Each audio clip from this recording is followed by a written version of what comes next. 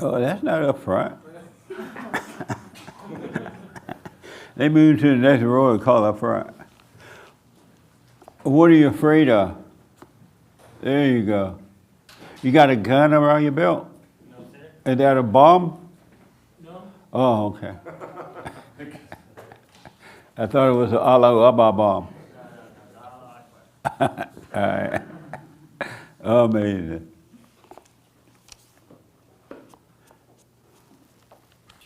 So you excited about moving down there? I am. Really? Yeah, for a new, I consider it a new start. But you're not going to have any friends down there? Oh, I make friends very easily. I'm likable. By everybody? Not really. They either love me or hate me. So what? They either love me or hate me. Oh, But me. I'll find my niche. Yeah. I'll find my circle. It's bittersweet though. Because, I love LA and like Yeah. like we talked about last week, it's sad, for the lack of a better word, to just see the decline over the years. Yeah. But maybe it'll turn around. I'm optimistic. Are you nervous about the... Cindy. So wasn't it? About 30 seconds or so. Oh, okay. Are you...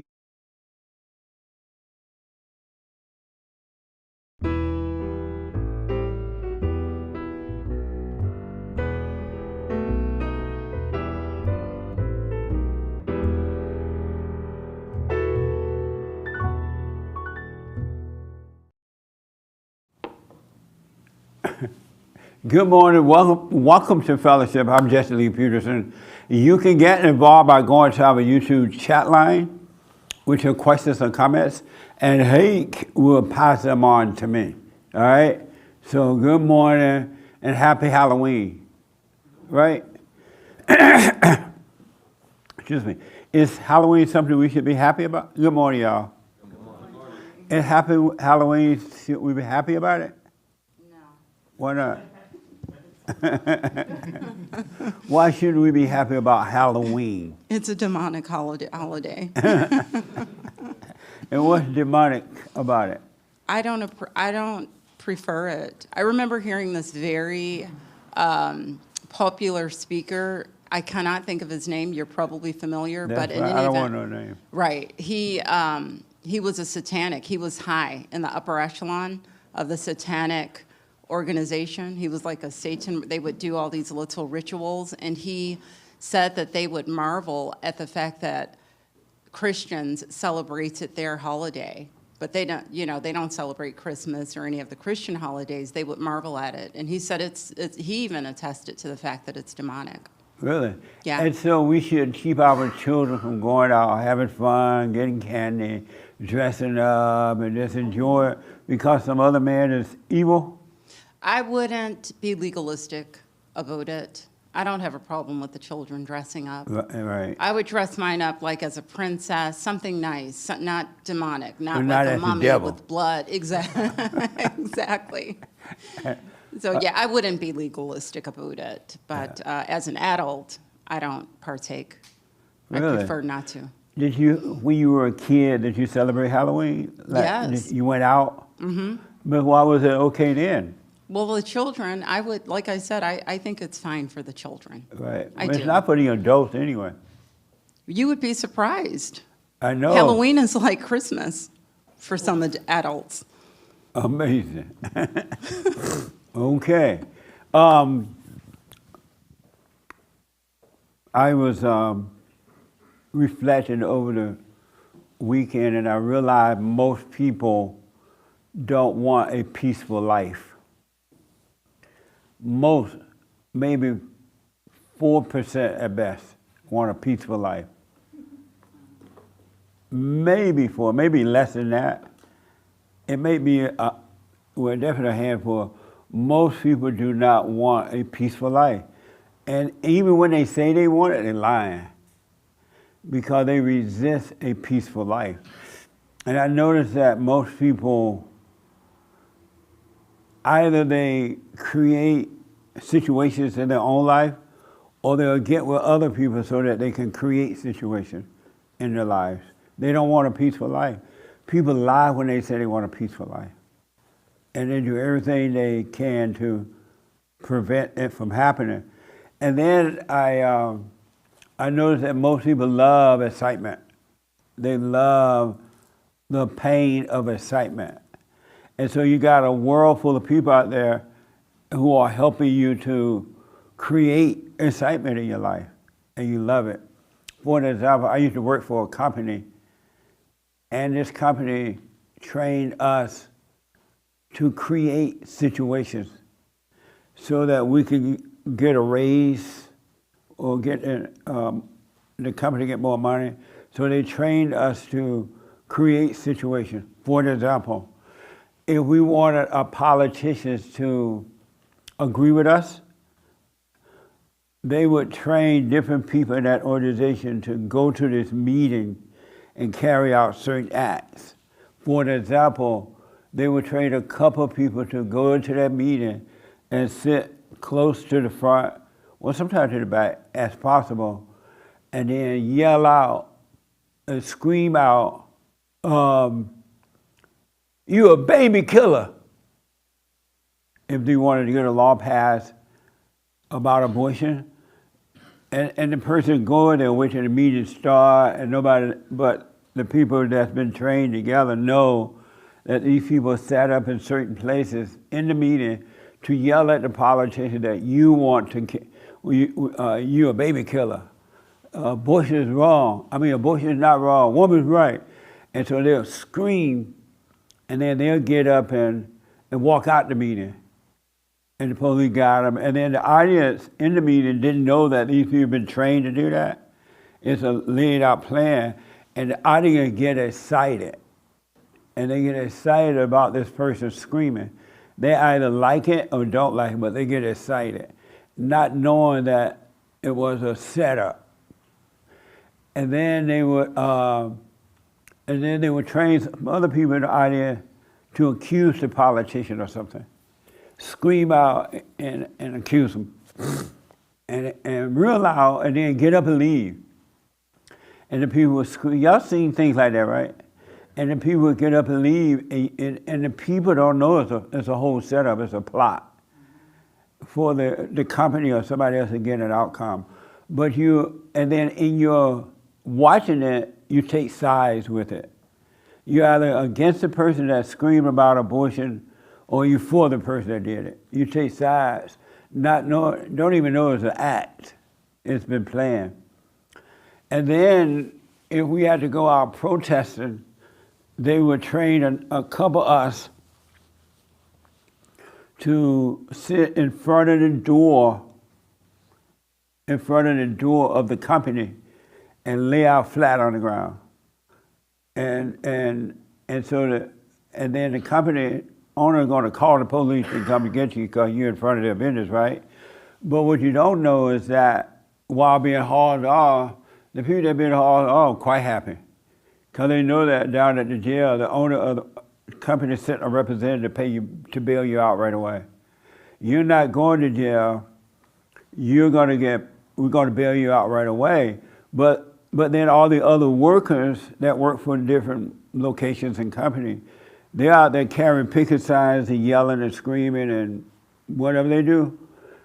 They don't know that the people landing the door is a plot. You think, oh, those are brave people. They land out there on the ground. They're fighting for what is right. They're not. They're getting paid. And they've been trained to do it. But the poor people out there that carrying the picket sign, they have no clue. It's been a setup. I remember once I went down to the city council for something, one of those organizations, and they were doing something. I thought that we were going to go protest them. And in that meeting, I knew that I was going to get up in that meeting, yell and scream at the Martin really talking about all the crazy people. It was either school board or city council.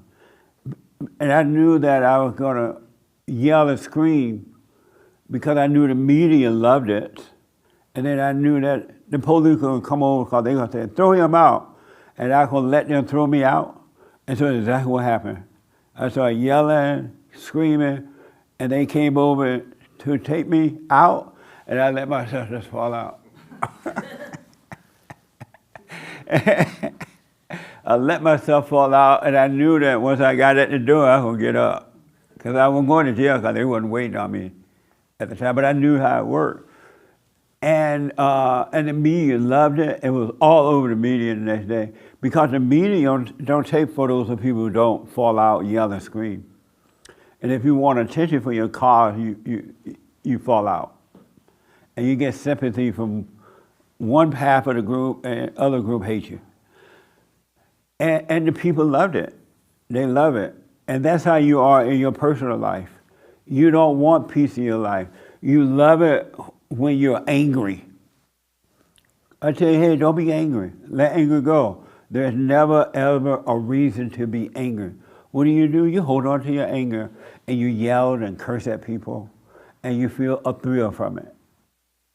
The husband and wife yelling, and they want a situation because situations give you a false idea that you're trying to repair something, you're trying to fix it, and you're not. You're just doing it for the thrill, and it doesn't solve the problem at all. Isn't that amazing? People, I was talking to some guy at the gym the other day. He's a producer, a musician producer, and I was asking him about his thoughts, or something he asked me about, and I said, did he create his own thoughts? And he's like, yeah. I'm like, you create the bad one and the good one? Yeah. I said, so how do you do it?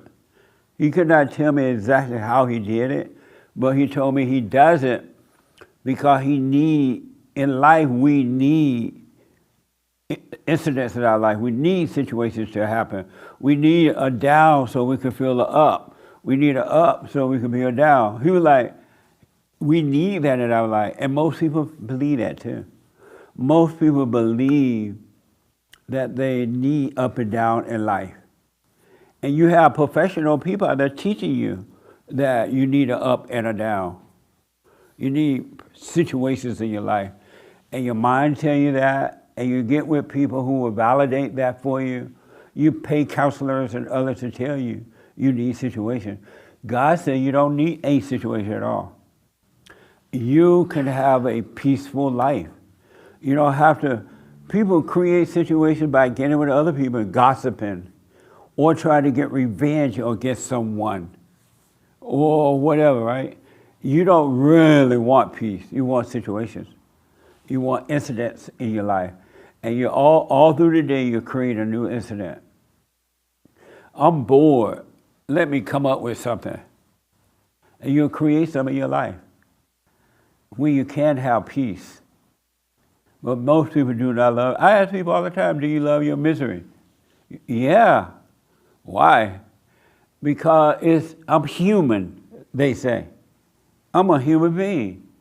I love that excitement of working things out, and nothing is getting worked out. People who love misery in their life, their situations are never worked out at all. It's just from one situation to another one, to another one, to another. And you don't have peace. Christ came that you might have peace. You're not supposed to have anger in your life. You're not supposed to worry about anything. You're not supposed to make a relationship work of any kind. You're not supposed to be working at life. You're supposed to live life and let life happen. You're supposed to have perfect peace, especially if you're a son or daughter of God. But you don't want perfect peace.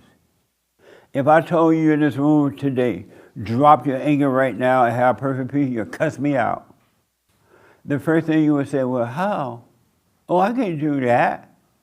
What would I do? There are people who literally believe that you need anger to protect yourself, that you need anger to take action, that you need to curse somebody out because they said something to you and your little ego was hurt, and now it's time to fight back. It's insane what's happening. I didn't know how much people love their misery. People love their misery. They love fighting. That's why they won't let it go, because they love it. If you didn't love it, you would let it go. And you can let it go. I counsel with people around the world, and everybody have the same problems and the same excuses. Different situations sometimes, but the same thing. And I counsel with men and women who are weak with other people. And I ask, well, why do you let somebody run over you like that? Why do you keep doing the same thing with those people? Well, I just thought everybody would like me, they say. I thought everybody liked me. Everybody kind of look out for one another, try to help each other. I'm like, this person love pain. Everybody like me. What if somebody running over you, and they keep running over you and running over you, and you still think everybody like you? Wouldn't you like being ran over? You could be perfect peace and never have one problem in life, but you really don't want it. Because if you want it, you will have it. You love it. You love my friend over there. He loved complaining about his anxiety. The one over there in the shirt, in case y'all wondering, with the trail on it. People who complain, they complain because it feels good. Even if it feels bad, it still feels good to them. Because they have an ear, someone listens to them complaining. And if you go along with it, they really love you. Yeah, I don't blame you. You should be mad. You should be this, you should be that. You don't want to be peace. You love your misery. If you didn't love misery, drop your anger. Drop arguing with people. Drop gossiping with people. Drop trying to get revenge. It's all an act. It's an act. It's not even real. It's an act. Isn't that amazing? Human beings, who in this room don't love their misery? Don't love it. No, I'm sorry. Who in this, oh, yeah, I'll put it that way. You don't love your misery? Take the mic for me. No, I don't love my misery. And why do you say you don't love it? Well, I'm sick of living miserable. Why don't you stop being miserable then? I've been working on myself the last year in listening to you, and I'm a truck driver, and I noticed, and I've always had a bad temper, and while you're talking about this, I was thinking about how in working on myself, there's been incidents that have happened, like probably 3 times that I can remember on the road, that road rage. Right. And the first time that it happened, I just started listening to you. I didn't care. It's like I didn't care. I was so mad, and I was telling him, I was telling him off. You were going off on it. Honking the horn, Right. yelling and screaming. And then the next time it happened was a couple months later, and the silent prayer does work. I forgave my parents in the silent prayer, and I do it not all the time, but most days. I do the silent prayer a couple times a day. And the next time it happened, they had just put all this load on my truck. I strapped it down. I went and weighed it, and the truck was heavy. They had to shift the load. And I went back, and I had to untarp it, and it started downpouring rain. And I was so mad at them, and I'm realizing this isn't you, right? This evil, this rage is not you, and I'm rolling the tarps in the mud and the rain and thinking to myself, you're going to tell him off when you get back to that gate, you're going to tell him. And I got to the gate, and he was so apologetic.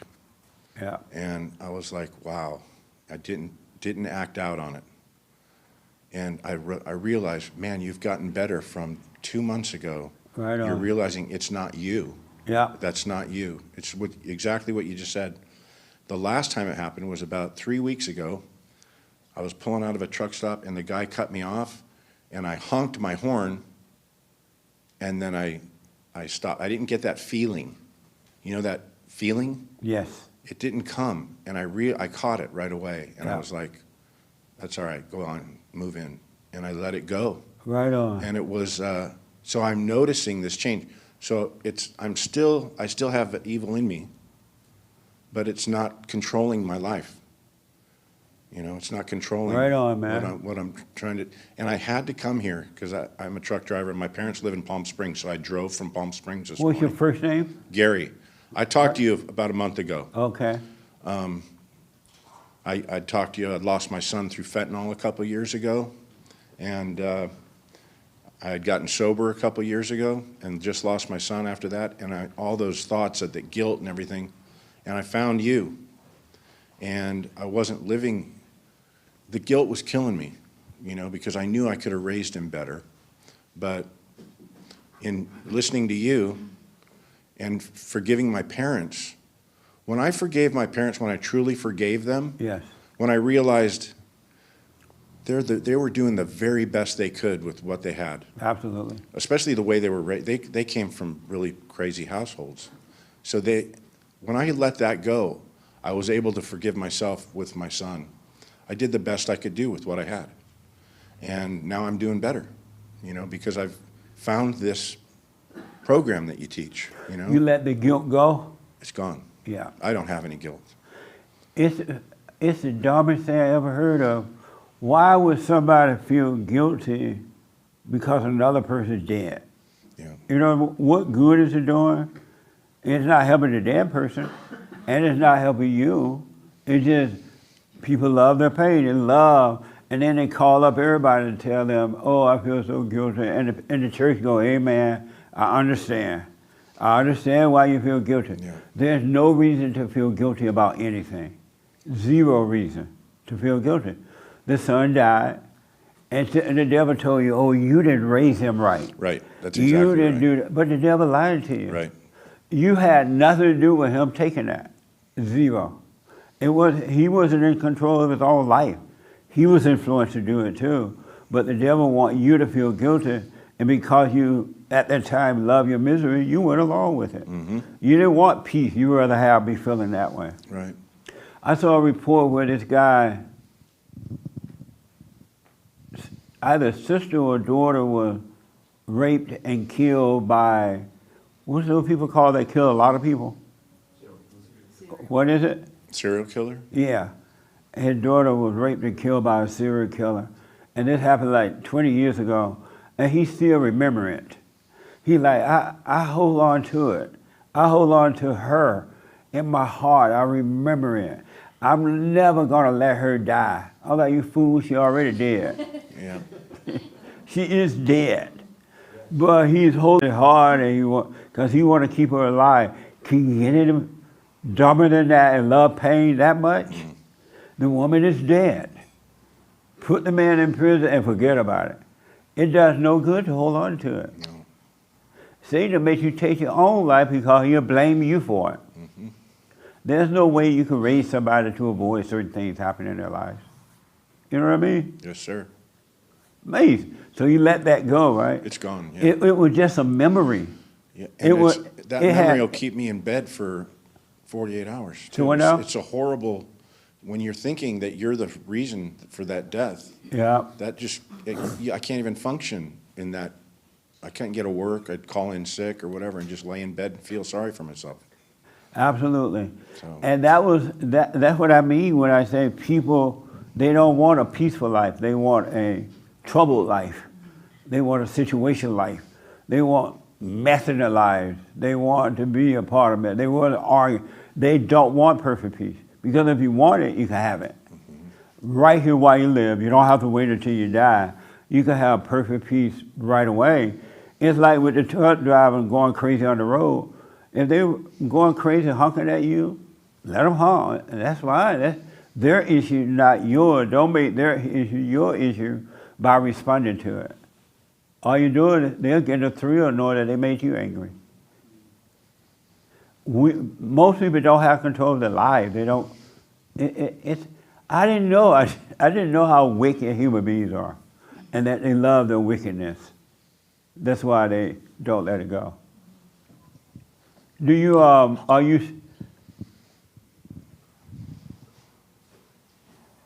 Are you still doing the silent prayer and staying with it and all that? Yes. Right on. Any Yeah. questions about anything? Well, what's been happening lately, I noticed, is I've been in peace. I've had a lot of peace in my life. Yeah. and it helps. I listen to you 3 hours a day, right? Because I'm always on the road a month at a time. And it's been kind of like I'm under attack lately, like these thoughts are coming through, and I know they're not me, Right. so I can let them go. But they're saying, this is it? Like, this is all, this you know, you're doing so good, but it's boring, you know? So I was relating to what you were saying about we want to drum up some drama. Yeah. So there's this part of me that says, I think you need a girlfriend, you know? You need to get a girlfriend. Or, I know what you mean. right, you Yeah. need to get a girlfriend because that'll be, your life will be better. Yeah. And then I romance it for a minute, and then I go, yeah, I don't want to do that. Right? And I don't want to do that. And then I wonder, am I going to ever, you know, have a partner again, or a girlfriend, or A partner? No, I'm not gay. A partner. Am I ever going to have a girlfriend again? Am I ever going to get married again? And Why I would you wonder, even wonder about that? I'm being under attack. It's Yes. like, yeah. That's not even you wondering about that. That's a temptation straight out of hell. Because if you wanted, the devil give you a woman, I know. and you catch nothing but misery. Don't even, when that one, let it pass. It's a setup. You got to learn to be one with you. One with you. You got to learn to live with you before you can live with anyone else. Most people cannot live with themselves. Right. They cannot live with themselves. Learn to live with you. It's your world. The kingdom of heaven is inside of you. Everything you ever wanted, ever need is inside of you. Learn to live with you. Be one with self. And whatever is meant to be, God kind of smart. He knows how to add everything unto you that you need. But the world tell you, and the devil tell you need a woman. Mm-hmm. You're getting old now. You need to retire with a woman. No, I don't. I need my whole Social Security by myself. I don't want to share my check with anyone. But the devil tell you that. There's a guy called my show this week, and he said that I had warned him about something with this first woman he got with. He got with her, he married her, and that turned out to be pure hell. And then he got out of that situation and got right into another situation. Now this woman pregnant, and he doesn't want. They're fighting. They don't want. Can't be together. It's a mess. But people don't know that that's evil telling them to do that. And if you don't have a woman,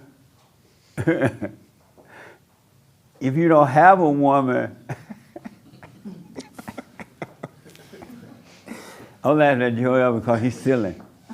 You know Joel? He black. Yes. He's silly. Yeah. So I was just thinking something he said this morning. But anyway, where was I? Even people tell you, you ain't got no woman. What's wrong with you? Miserable people want to create a situation for you. They make you think something's wrong with you if you're alone. It's another setup. Mm-hmm. There are people in this world that make money setting you up. Experts make a lot of money, and you create a war inside of you, just like they have a war inside themselves. You don't have to go that route. Don't wonder about that. You just live your life in the present, and it'll be amazing. And the devil will tell you, oh, you got peace? That ain't no life to have. You need to have something going on. It feels weird to have peace. Weird in that you're so used to having conflict. It almost seems like it's boring to have peace. That's what's been going on, right? So now? That's what's been happening with Speaking me. to the microphone. That's what's been happening with Yeah. me. I've been getting those thoughts. Yeah. This is boring. Right, don't listen to Right. it. Those are evil spirits trying to keep you in hell because you're waking up. They know that they're going to have to leave you and go find a home in another human being because they live in human beings. They know that, and that's what God is trying to, they know they have to leave you, right? And that's what God is trying to save us from.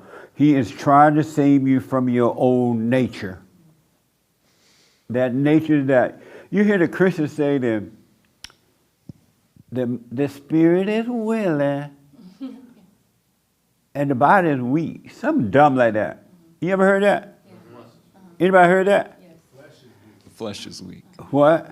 They say the flesh is weak. Oh yeah, the flesh is weak. but the spirit is willing. I'm like, what are you talking about? They say that a lot, right? But they don't know what that means. You heard that before? No. What does it mean? Give her a mic right here. She used to be a Bible thumper. No, you hold on to it. You heard it before, right? Well, first of all, who told you I was a Bible thumper? Oh, you I've just never- look like you were a Bible thumper. I do not have the look of a Bible thumper.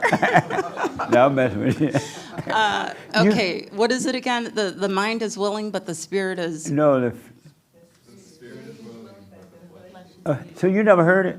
Oh no. Okay, so this is what I believe I've heard that. I believe, The mind, what, how'd it go? The spirit is willing, but the flesh is weak. I believe that is in reference. This is just off the top of my head. To remember how Paul said, "I want to do the things that I Right. should do, but I don't." Right. I believe it has something to do with that. How does, meaning what? Meaning that. What do they mean when they say that? What they mean by. Are they comparing that with Paul, or they have something else in mind?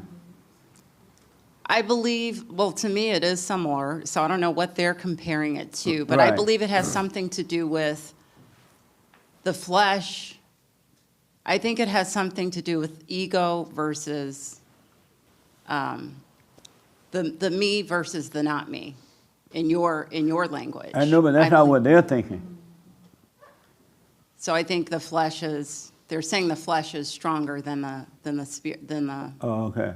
mind. I don't know, who knows? There's a Bible thumper right there. This is like a real Bible thumper. Yeah, thumper thump. Thump. So you heard it before, right? Oh, for sure. And you've said it before. It's been told to me to encourage me, but it's still to keep me like enslaved, you know? They don't think so, but it's just like, there. Like, you know, it's a process where it's like, no, just drop it, you know? And it, like, I was always telling them, I was like, something's wrong here. I'm like, I thought we're supposed to mature and like, So when they say the Yeah. spirit is willing, but the Willing. flesh is weak, they mean what? that because the Holy Spirit, right? That because now we have the Holy Spirit, because now we confess with our heart and mind and soul, right? But that because we're still in this body, it still overrides the Spirit because, you know, the Spirit is willing. So it's like, oh, no, see, like I want to because I have it. I have the truth, but because I'm stuck in this tent, this flesh, you know? Oh, and that's why I'm okay. led astray to these desires and lusts and passions. Oh, I got you. What a mess. I know. Go ahead. And so stay with it, man. Stay with it. Stay with it. I will. I love this. And the devil will, the closer he gets to death, he's going to tell you some of everything. Really. He's going to really try to talk you out of it. But it's not you. If you know it's not you, when you get to a point knowing that all thoughts are all lies all the time about anything, when you really reach that point and you know it's not you, that's when you'll totally be free. Can't wait. Yeah, you will be free when you will reach the point where, because sometimes this voice is going to be talking to you, and you're going to be like, why are you having this conversation with me? I wasn't even thinking that, right? And because it's trying to keep you in the past or the future, so you won't have a moment to think with the mind of God, with perfect peace. Right. So stay with it. Thank you. Amazing. Good, man. Stay with it. Don't argue with anyone. Don't fight with anyone. Lay down your weapon and let the Spirit of God fight your battle for you. And He will. He'll do it for you. Thanks, Jesse. You're welcome, man. Any other questions? I just love being here and seeing the faces behind, like this lady right here. I listen to her every week. Yeah. She's like your number one student, right? Right on. Oh, yeah. She's really working on herself. Yeah. I could tell. love that about I could her. tell. Yeah. I love listening to this. So I'll Because let I remember one everybody else time she talk. came in and she had some incident happen, and she thought it was so important she couldn't wait to tell us, right? Is that when she had her car was wrecked or something? Something Or happened. I forgot now. your ear? Oh. And she just thought, I can't wait to get to church and tell this one. And she got up and told this whole sad story, whatever it was. And I was like, so, and what's next, right? It's just for the thrill of it. And so she's sticking in there, and that's what it's going to take. It really is. So you stay with it. Thank you, Jesse. All right. Amazing. Yes, ma'am. The young lady in the back. Way in the back. Hello. Hi. How are you? I'm doing well. And Thank you. and your first name? Norma. Norma. Nice name. You were in that movie called Norman Bates. No. Y'all remember that movie? The Bates Motel. Psycho. Is this your first time here? Pardon me? This your first time here? No, this second. Oh, so any question about anything? No. Anything you heard so far that makes sense or you can relate Yes, to? Yes, it does. Give me an example of what you understood about that. Just like he says. Speak into the anger, mic for me. Every once in a while, the anger. I'm very, very upset because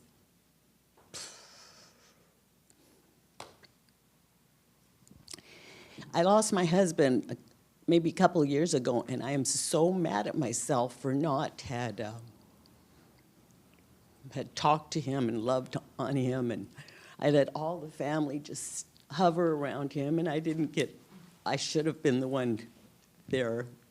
Speak into the mic And for it, me. and it bothers me, and now I know it's just the devil putting things in my mind, you know, Absolutely. that I've got to let it go, and he's gone now, and let him rest, you know.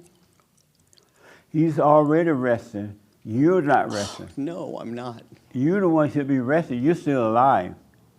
And so you were upset because you should have done more, you say? I should have just sat next to him the last few days, and I was letting all his kids and everybody be with him. Speak and, a little louder to the mic for me. sit with him, and I should have been the one there just And why didn't you sit with him? Nick, turn it because off. they came out from Oklahoma. He was from Bend.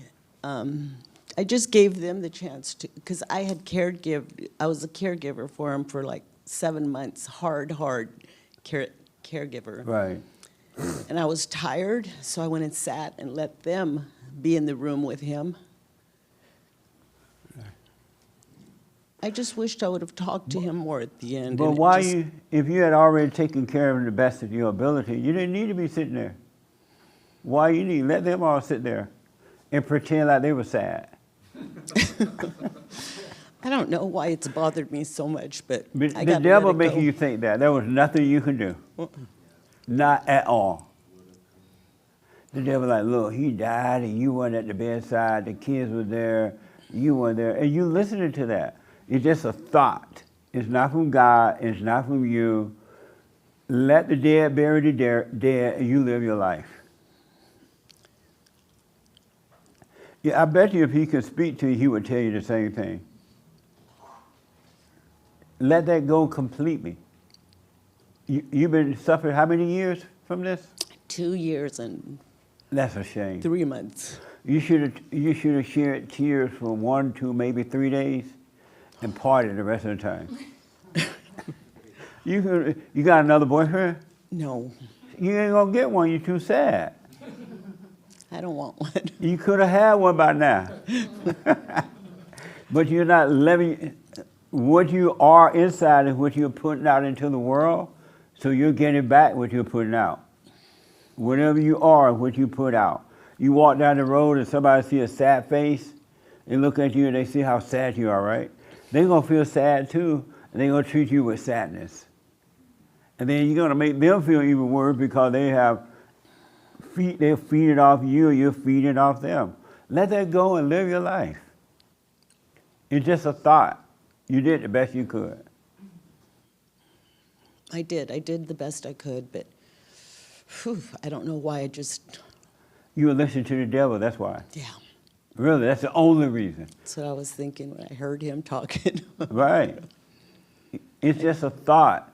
God said, bring every thought into captivity. All thoughts are all lie. They're not from him and they're not from you. The devil is in the mind. He's in the mind, and he's a mess. Yeah, But most people love that. Do you love your misery? no, Well, then let it go. Really? You still get angry? at myself for not had been there for him. Really? at the very end. And who are you? Who is the self you get mad at? I just get mad at myself for not being Yell there. at me the way you used to yell at him so I can hear you. A little louder for me. Tell me the self you get mad at. Just that. No, but who are you? You say I get mad at myself, right? Mm-hmm. And who are you? I was his wife, and I was a good wife. Wife, a good wife, I was a good mother, good mother, good friend. good friend. I've always tried my best to be good. I'm sorry, I've tried my best to be a good person. but have you known you never succeeded at it?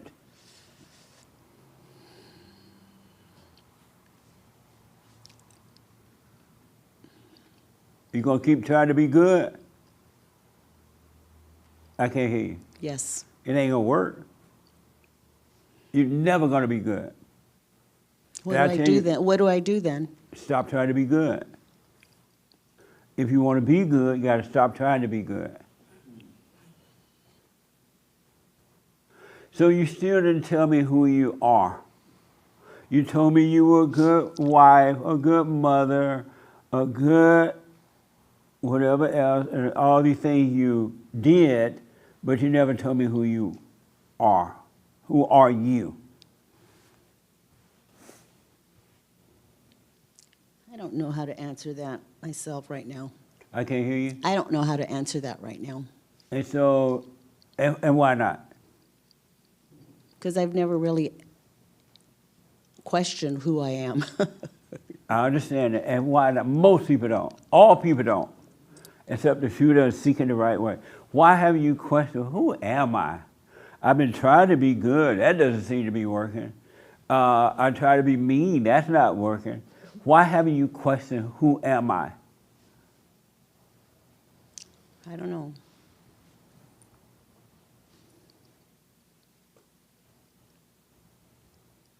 And you have kids, right? You tried to be a good mother, right? And they still ended up hating you. Have you noticed that? I can't hear you. Yes. You try hard to be a good mother, and they still hate you. What do you think about that?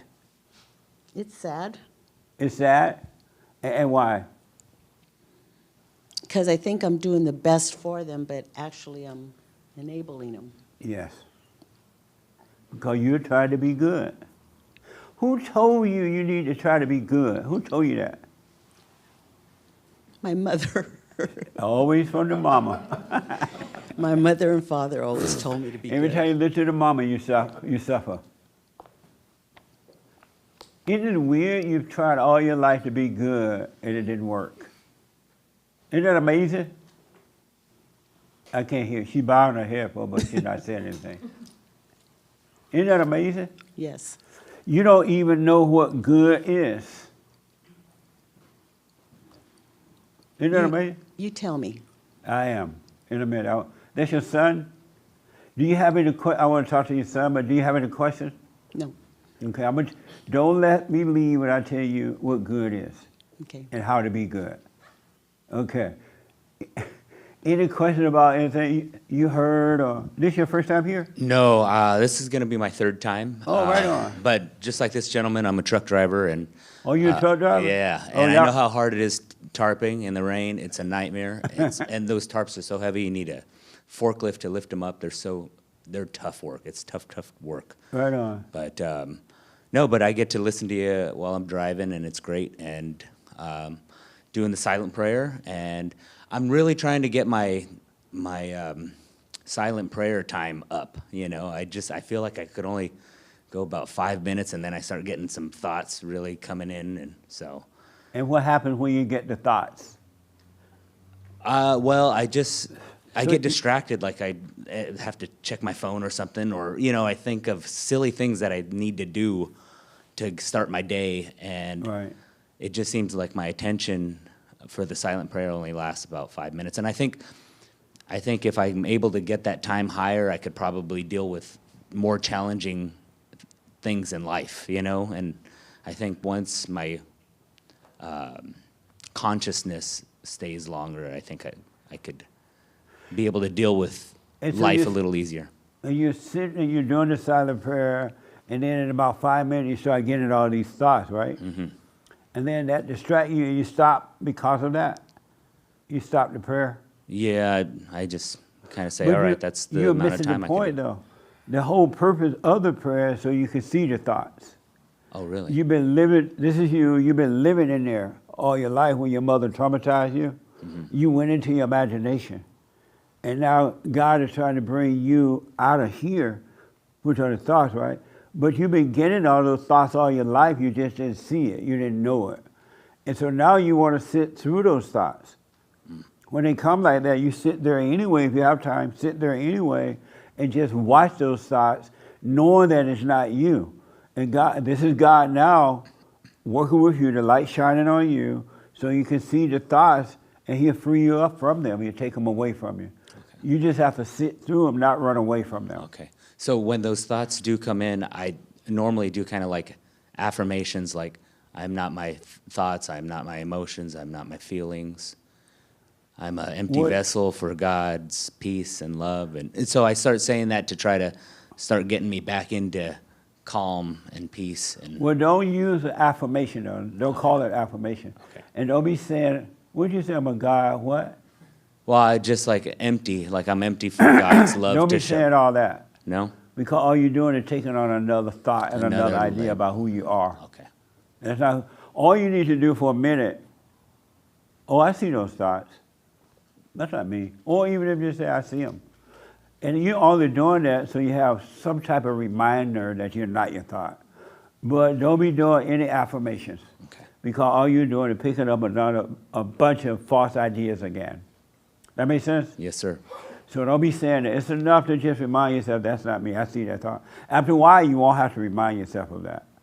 Because you will see them, and you're being separated from them. And there will be no thought. After a while, there will be no thought. You just live by the light, the voiceless voice of God, rather than thoughts. That makes sense? Yes, sir. Yeah. And so don't run away from it. Sit a little longer than 5 minutes at least.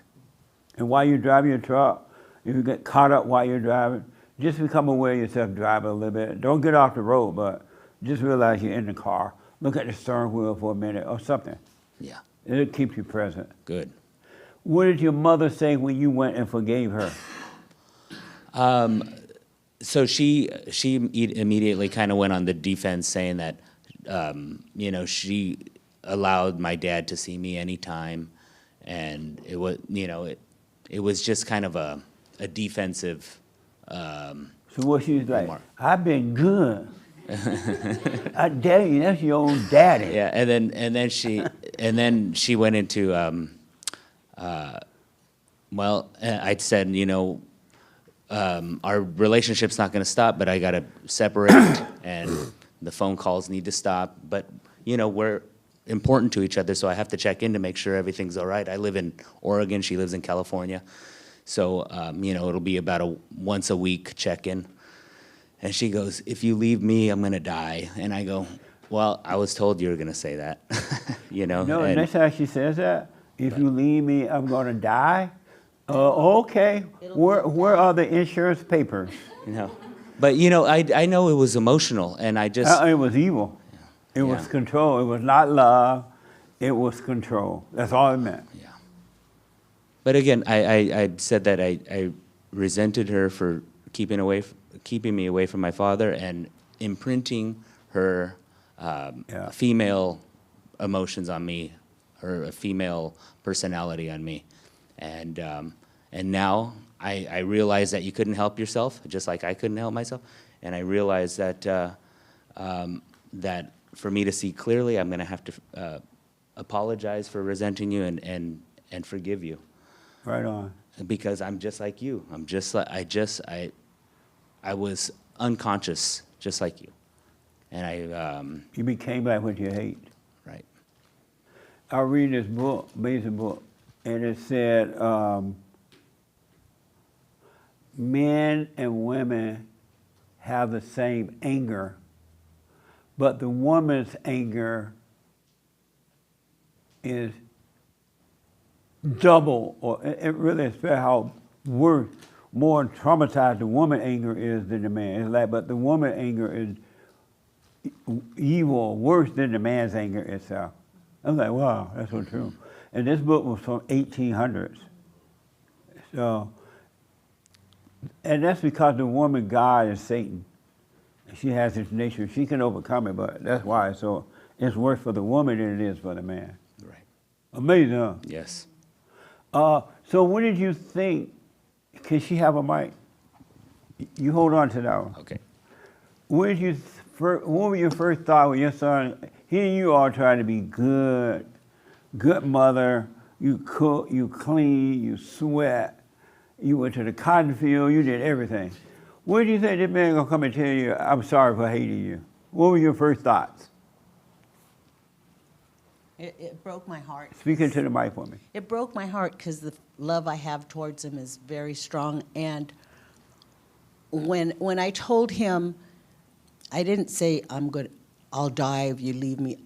What I said was, I will have a faster death. I had just lost my husband, going through this crap that I go through with him. And then for him to tell me he's, It's been 2 Speak years. into the though. mic for I me. don't know, it's still 2 years, Tom. I was with him 34 years, so it's like the hardest thing to let go. And No, that's why I waited this long, Mom, is because I understood that, you're having some issues. So I thought 2 years is enough. How much time did you need? I don't know. I'm just gonna. I was just listening- Have to, I was I have li- to let it go because it's really bothering me, So I You have still to. bothered by it? I'm sorry? Yes. You love being bothered, right? Not the fact that he told me that, because I can understand now listening to you and all, but I said I would have a faster death, Tom, if you were to leave me too. Amazing. You know? Do you have insurance? I would have been like, okay, Mom, hurry up. Can you Because do him this and I have always tomorrow? been very close, and so I thought losing Larry and then losing him too, it was a sad, it hurt my heart. But you were not losing him, you were gaining a son. Yeah. Because God I said that we realize should that honor now. our parent. Forgiving you would have been what he was supposed to do. Mm-hmm. That's what it means to honor them. It's not to be there for you for a lifetime. It just means realize they couldn't help themselves and forgive them. Well, I respect what he's doing now, right now. I Right. really respect the fact that he's changing, and I can already see it. Just his actions, I just would have been I just amazing. notice a difference. It would have been amazing, even nicer, if he had told you at the wake. Mom, by the way, Dad gone, right? I resent you too. I'm sorry for resenting you. Right there after how you had a dinner after the person buried? Wouldn't you have loved to hear it then? You got to drop your anger and stuff. Did you forgive your mother? I can't hear you. Yes. You went to her, or No, she's been gone, but she too has passed away, but I forgive her for the person that I turned out to be. you became just like her? Mm-hmm. And did you want to be like your mother? In a way, because she was a loving, good mother to us. No such thing. She raised us, and She was supposed to raise she- you. She had you. She didn't do you a favor. she just taught me good morals, and she was a good mother. But you don't have any good morals.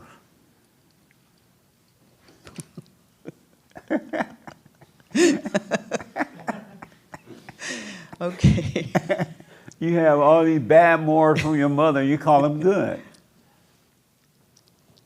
I don't know why I can't speak against her. I loved her, and she was a good mother. And what was good about her? She showed love to us. She was there for us. When we were down, she was picking us up. She was. Right. I have nothing bad to say about her. That's amazing. So she made no mistakes at all. I'm sure she did, but I never saw them. Can you name me one thing she did wrong? One thing out of a lifetime. That she did wrong? Yes.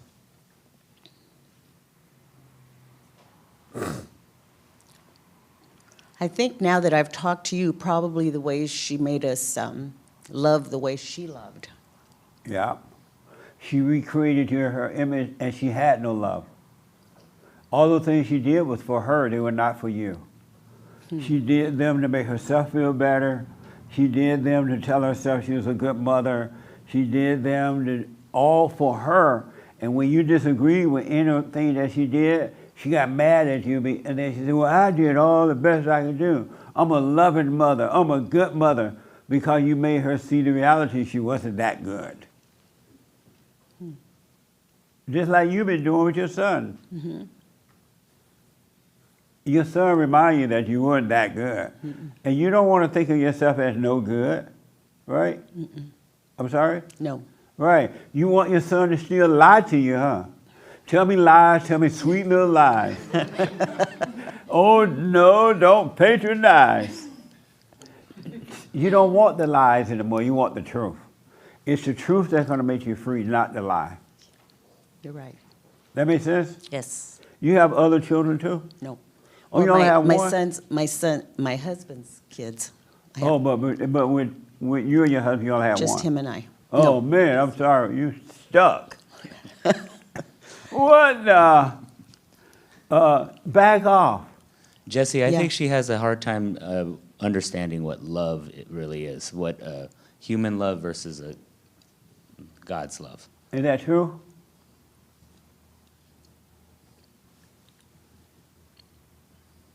I don't know. Yeah. What is love? Someone that you respect and care for their feelings.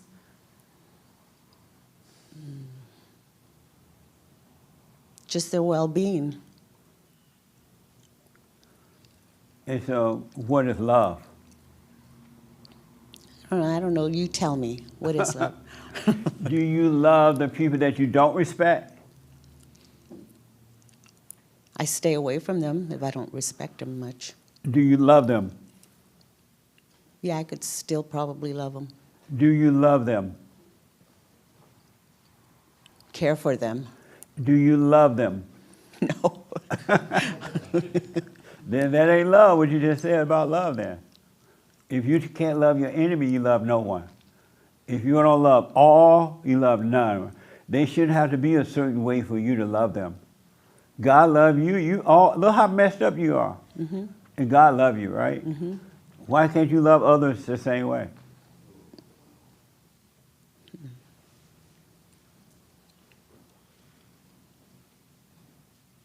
I don't know. Because you don't know what love is. Your son is right. Love is not emotions. Love doesn't require anything from anyone. Love is never lonely or sad or wimpy or needy or anything. And I'm all that right now. Right, because you have no love. You're not of love. You've been lying to yourself all your life that you will love. Just like you lie about your mama. You don't know what it is, but you can know when you drop the anger and stay out of the imagination. You got to watch those thoughts and stop identifying with them. Don't call them you. You will come, and love will come, and love will save you from them. None of us is love. Only God is love. All of us are evil. Nobody in this room or nowhere around the world or anywhere has love for one another. But everybody lies and say, I love you. And they don't. What do you think about that? That's sad. It's sad. And what's sad about knowing you have no love? I don't know. It's lonely. It's lonely, but they don't love you anyway. Remember how you and your husband used to fight all the time? I can't hear you. Yes. But yeah, y'all thought you loved one another, right? Mm-hmm. You hated one another. That's why you fought. Maybe I didn't hate him. I was disappointed in him. No, it was hate. There's nothing but love or hate. Remember how your step-kids gave you trouble? And you were doing your best for them? Do you remember that? Mm-hmm. They didn't love you, and you didn't love them. There's no love. Look around, no love. Look how miserable people are today. Yeah. And they've been like that forever because there's no love. People are in misery, wars everywhere, wars outside of us, and the wars going on inside of us. We have a war going on inside of us. But most people don't know they have a war going on. People like you, if you start paying attention, you will see there's a war going on inside of you and a war going on outside of you. With people killing each other in wars, and they're coming up with these. And when they decided that the reason I was thinking about that job I had was because whenever people want to use you, they make up reasons to get you emotionally involved. They make up lies about war, why we should go to war. And we think we're going to war to save America, to save freedom, to save this, when it's really about them making money and staying in power. And they put your life at risk. You get your limbs cut off and all that. And you come home and they call you a hero because they want you to not realize you were used in a war. And the war wasn't necessary. Isn't that amazing? Yes. And then they said, well, we don't have any more money, so now you got to sleep on the street. But I'm a vet, and we got to take care of the illegal aliens. That's terrible. We need apartments for the illegal aliens. You a vet, and? But I went to war for you, and? You the one that let me use you. You crazy. Isn't that amazing? Mm-hmm. That same war is happening inside, exact same war is happening in the mind. You got to drop the anger and overcome the imagination. And back off your son. Mm-hmm. Don't put any requirement on him that he check on you every day. Or if he's waking up now, he'll call you when he needs to. Yeah. He'll check on you without feeling the pressure of having to do it. And that would be the love that is natural love without having to do it. What do you think about that? I believe that. And so I got to move on, but what is it like knowing you're so evil?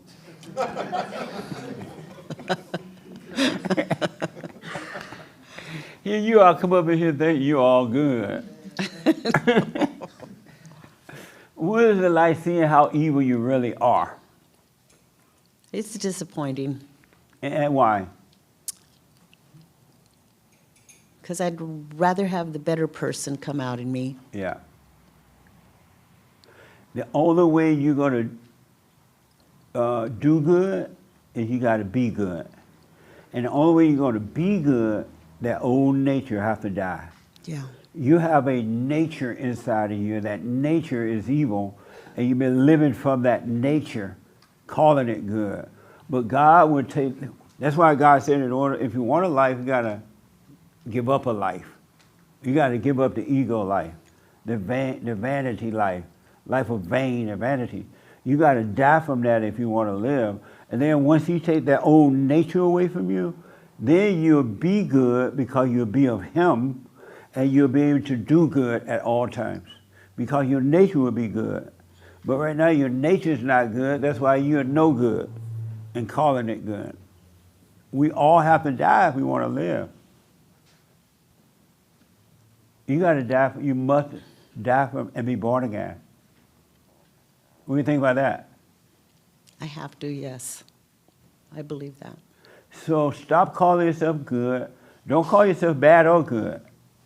Don't have a name for yourself at all. All right? Okay. Don't call yourself anything, so you can die from all identities, which are the spirits of evil. Okay. All right? Mm-hmm. So it's hard for people to admit that they're evil. Most people, 99.9% of people will not admit they're evil. God said to confess your sins, you can be born again, right? You got to confess that you're evil. When I realized, when He caused me to realize I resented my mother, I didn't know I resented my mother. I thought I loved my mother. Nobody want to think they resent their mother. Mother is God. Mother brought you in this world, she'll take you out. She fed you, she clothed you, she had you. And you think, okay, my mother's good, right? My dad is the bad guy. My mother's good. Nobody want to think that. Only God allowed me to see that I did resent my mother. I thought I loved my mother. And when I saw I resented her, I'm like, wow, I didn't know I resented her. And I knew I was wrong for resenting her, so I went and forgave her. And everything changed. You got to do that too. Yes, sir. You know, Jesse, I think it's hard for people to wrap their minds around the spiritual clarity, you know, and it's wild to think my mom has been a Christian all her life. Oh, Lord. And it doesn't, and I don't understand why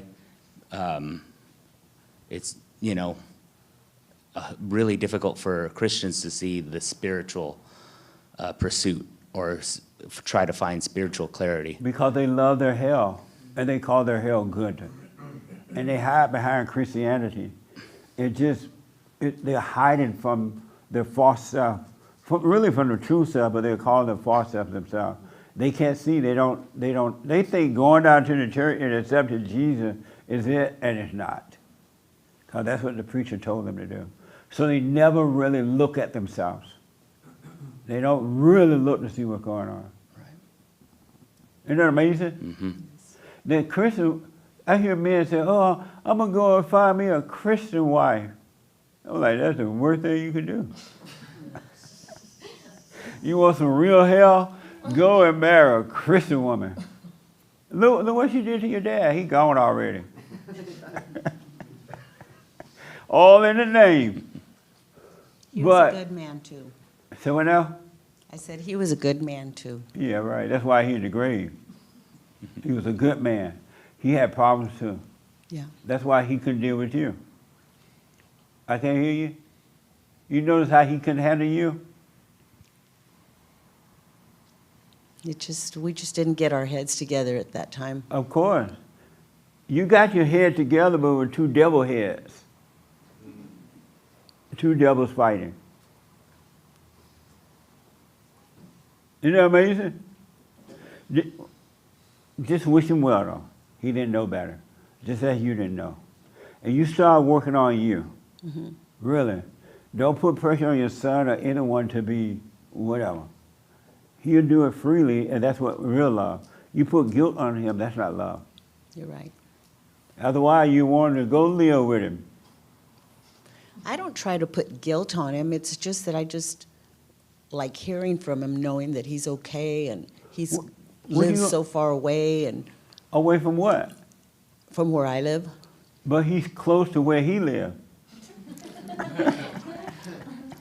But once a week or once every 2 weeks, phone call Why? eases my heart, just to let me know that he's okay.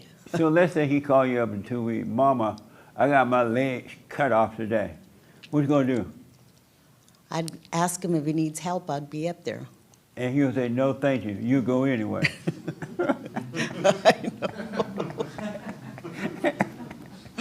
No, Mama, I don't need you. I'm coming anyway. You my baby. Mama take care of you. Isn't that right? Yep. Isn't that right? You go anyway. Probably. See there? That's not love. That's just ego. That's vanity on your part. Let go. Let him go. If you love him, you let him go. I let my son go so fast he doesn't understand it. So what does he say about it? Sometimes he get mad and sometimes he get glad. 'Cause he's trying to understand it, but sometimes he don't understand it, and that hell come out again. And so when that hell come out, oh, okay. And then he's working on himself. He's trying. Yeah. It's rough, but he's trying. Because he had the same mentality I had before and that you have now. But he's working on it, Lord. But if he get mad for a year, I don't care. I haven't been here in like 3 weeks. I think it was 3 weeks ago that I came, but I remember everything you said last time, and I've been Right working. on. And I've been working on it, you know. Well, stay with it. Are you doing the silent prayer? Yes.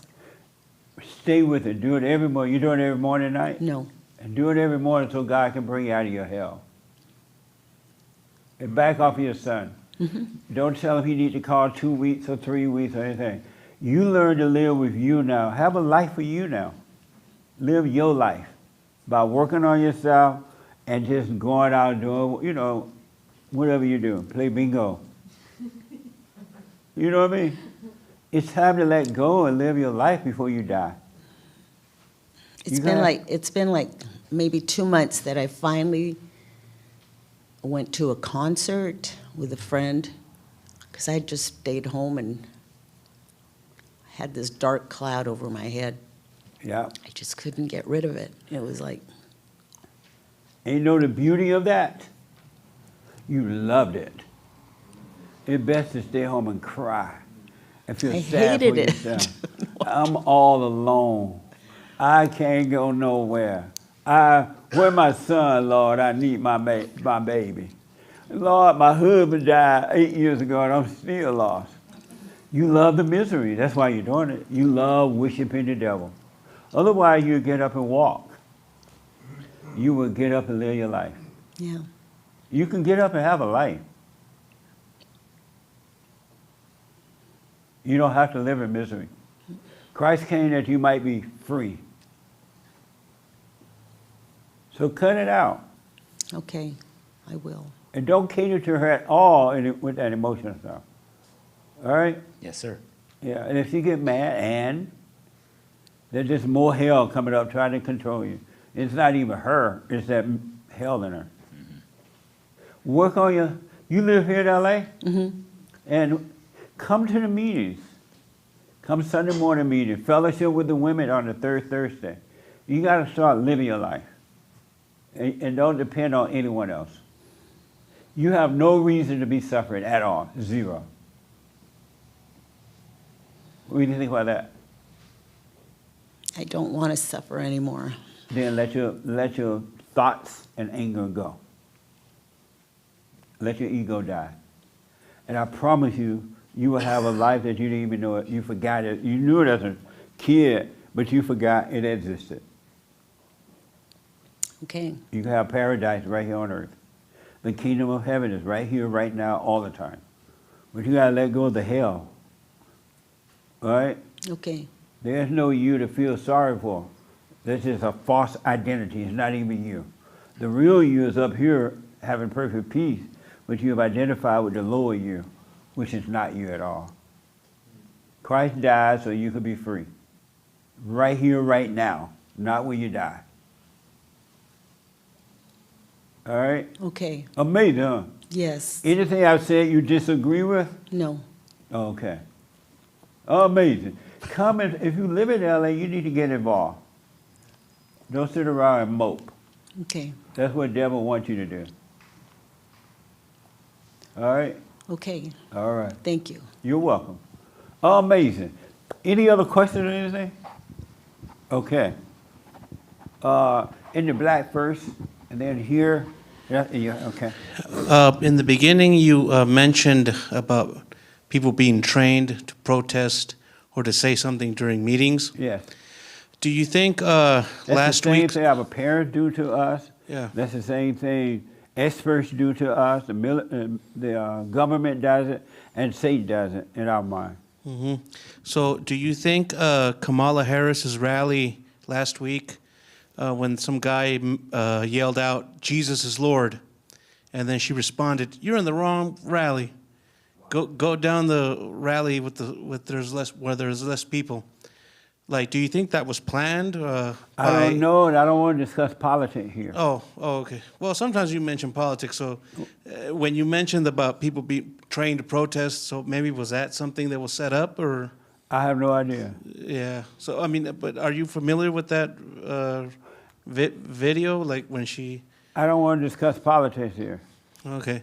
because this is about spirituality, not politics. Oh, okay. Well, I mean, like I said, since you mentioned. You gonna make me respond? No. I'm not gonna make you respond. You but, trying to know. make me respond? No. But I just, that came to mind when you mentioned about people Right. being trained to protest. Right. So, yeah. Okay. Okay. Uh-huh. Amazing. Yeah. Yes, sir. Can people be addicted to thrills and misery the way people are addicted to drugs? Are you referring to yourself? Well, I know I've been addicted They to. always say, can people? When you're an individual. Yes, well, Repeat that. I feel like I have been addicted to misery and just been like a drug addict, just using it all the time. All human beings love misery. They love thrills. They live off thrills. They love it. That's why they do it. They love being played. They love, the wife and the husband love waking up in the morning and fighting with one another. They say they don't, but they do. That's why they do it. So it's better to have the drug than it is to have the thrill. Because if you didn't want the thrill, you would never have the drug. Wow. Because, yeah, that's true. The So drug is... anger gives you a thrill. It makes you feel justified. It makes you feel better than. It makes you feel fear and doubt and loneliness and worry. And that's a thrill. That's why people won't let it go. Let your thrills go. Okay. Because I do know the feeling that in that song where they say something like, I do things to feel, to die, or wait, I can't remember the song, but the thrills are make them feel alive. Right. Like they don't feel But alive the unless thrill, they're thrilled. when you're into thrill, you're dying. You're not living. Okay. You really are dying. I understand that. There is a higher spiritual life for us that is all life, is everything, is everything. And there are no words to express the peace and the joy that come with it. But it's nothing like what you can imagine in your lower nature, your animal-like nature. Right. Amazing, huh? Yeah, oh, yeah. Right on. Right here, I think? Yes. My question. Oh, you didn't have to take your Allah vest off? was just I playing. wanted to take it off. It's Oh, too okay. heavy. Yeah, it's for Alright. my motorcycle. But Nice. my question is people always call and talking about the Trinity, and then you say that Jesus is not God; he was the Son of God. Right. And so my question is, what are we considered? Are we also the Son of God? Yes. And okay, so then why should you put the order that it's God and Jesus, Jesus over man, man over wife, wife over children? Why should I have another man or son of God, Jesus, between me and God? Why can't I just have God over me instead of having intermediary man, Jesus? That's a good question. It's not that he is over you, but he brought you a message from the Father, right? And if you can see and understand his message, it's the message, once you can see it, most people don't see it. Once you see it, it's the message that takes you back to the Father that was brought through the Son. So you're saying that message is exclusive to Jesus' teachings and that there's no other way to get the message except through Jesus' teachings? Except through Jesus? I don't quite understand that. Repeat that. That the teachings to get to God are brought down by Jesus, so that in order to reach God, you have to go through the order and you have to go through Jesus because it's through his exclusive teachings that you get to God. Is that what Well, you're saying? he's the only one at the time that had the truth. He had the Father with him, inside of him, and through him the Father was working to get to others by speaking the truth through the Son. Can I get through God without going through Jesus? No. You can't get to God without seeing the message. But didn't Jesus see that message through, for instance, Jewish teachings? Who? Jesus, didn't he make those teachings? Didn't he get those teachings through also a Jewish understanding, I guess, since he was Jewish? No. His message came directly from God, as it will you when you return to the Father. When you wake up, when you start to see, it's not from another person. Even though we're talking here, it's not from me. It's because the Father is allowing you to see it. So he's working through me, but he's speaking directly to you so you can see. Jesus, may have been the Jewish people in the in the cultural sense or whatever you call it, but his spirit was directly from the Father. I guess I'm just a little confused because it's like God is in me, God is speaking through me, but then where did Jesus go, I guess? I'm sorry? Then where did Jesus go, I guess? If it's, Where did he go? like the order gets a little bit muddled because I'm always trying to deal with God and, do it that way. And he kind of exits the picture, I guess. He's not even in the picture. Are you as much. nervous right now? No. Well, stop shaking. Sorry about that. Did you know you were shaking? I did. You knew like a leaf on a tree. I get it, yeah. Why you didn't stop when you became aware that you were shaking like that? I can be still. No, but why did you stop before I said be still? Oh, because I like to move? Oh, you do? Well, do it without liking to move. Okay. Practice being still. But, and your question again is what now? That I always, I'm not very cognizant of Jesus and more just Are you Jewish? God. I was raised Jewish. Oh, I see. And so were you raised that Jesus wasn't the Son of God? Well, but in Jewish understanding, it's that he was a man, but yeah, that he was I guess the Son of God like all of us, as you said he is, but that he wasn't a Messiah. That's what the Jews believe, at least. Oh, so the Jews believe he was the Son, but not the Messiah? Right. What's the difference between the Son and the Messiah? What does that mean? That the Messiah is going to fulfill all the prophetic messages, such as the whole world believing in God and everyone recognizing God. And And what all do you those believe now? about? Jesus. I don't believe he was the Messiah because I do feel like there are still some prophetic stuff that needs to happen, such as the world believing in God, seeing the one So true now, God, such as what? seeing the one true God, believing in God, and those among other things. Repeat that again. I'm not Jewish, so I am a little Jewish. Well, I mean,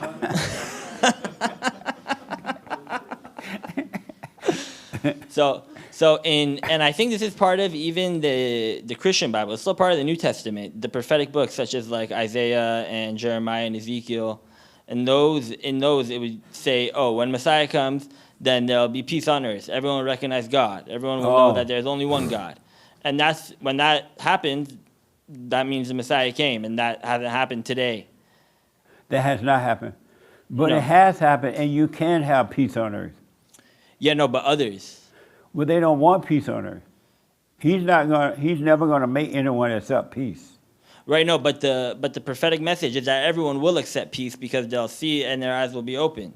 No, because the Messiah will come. all of those who want to see will see it. Jesus has already come, it's already done, and you can have peace right here on earth. The kingdom of heaven is here with you, but because the other people love evil, they're never going to have peace. He's not going to make you want to have peace. Mm-hmm. You can have it. You are your own world, and you can have it right here with all this mess going on around you. You can have it right here. Can I ask you another question? Yes. So I've been trying to have perfect peace, and it comes, and I have it, and I drop my anger, and then something happens, and at first I would get angry, and then I would catch it, and now I catch it a little bit before it happens, but sometimes it'll happen, and I guess I just feel like I'm in a little cycle, because it's like, okay, I'm gonna forgive my mom, and then I forgave her, and everything's good, and then she keeps bothering me, come to dinner, do this, don't do that, find a wife, whatever, and then I get angry. And then I say, no, I can't have that. And then I have to drop the anger again, and then I have to forgive her again, and then, wait till next time, I guess.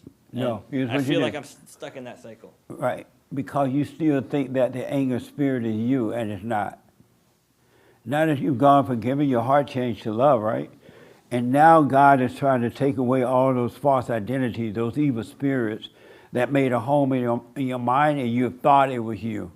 And so it is telling you that it's you, because you feel the anger in your body, but you're not your body. It's just spirits. It's just ideas. Let them pass. Will it ever get to a point where they just stop coming and I don't have to let them pass? 100%. How long? How long?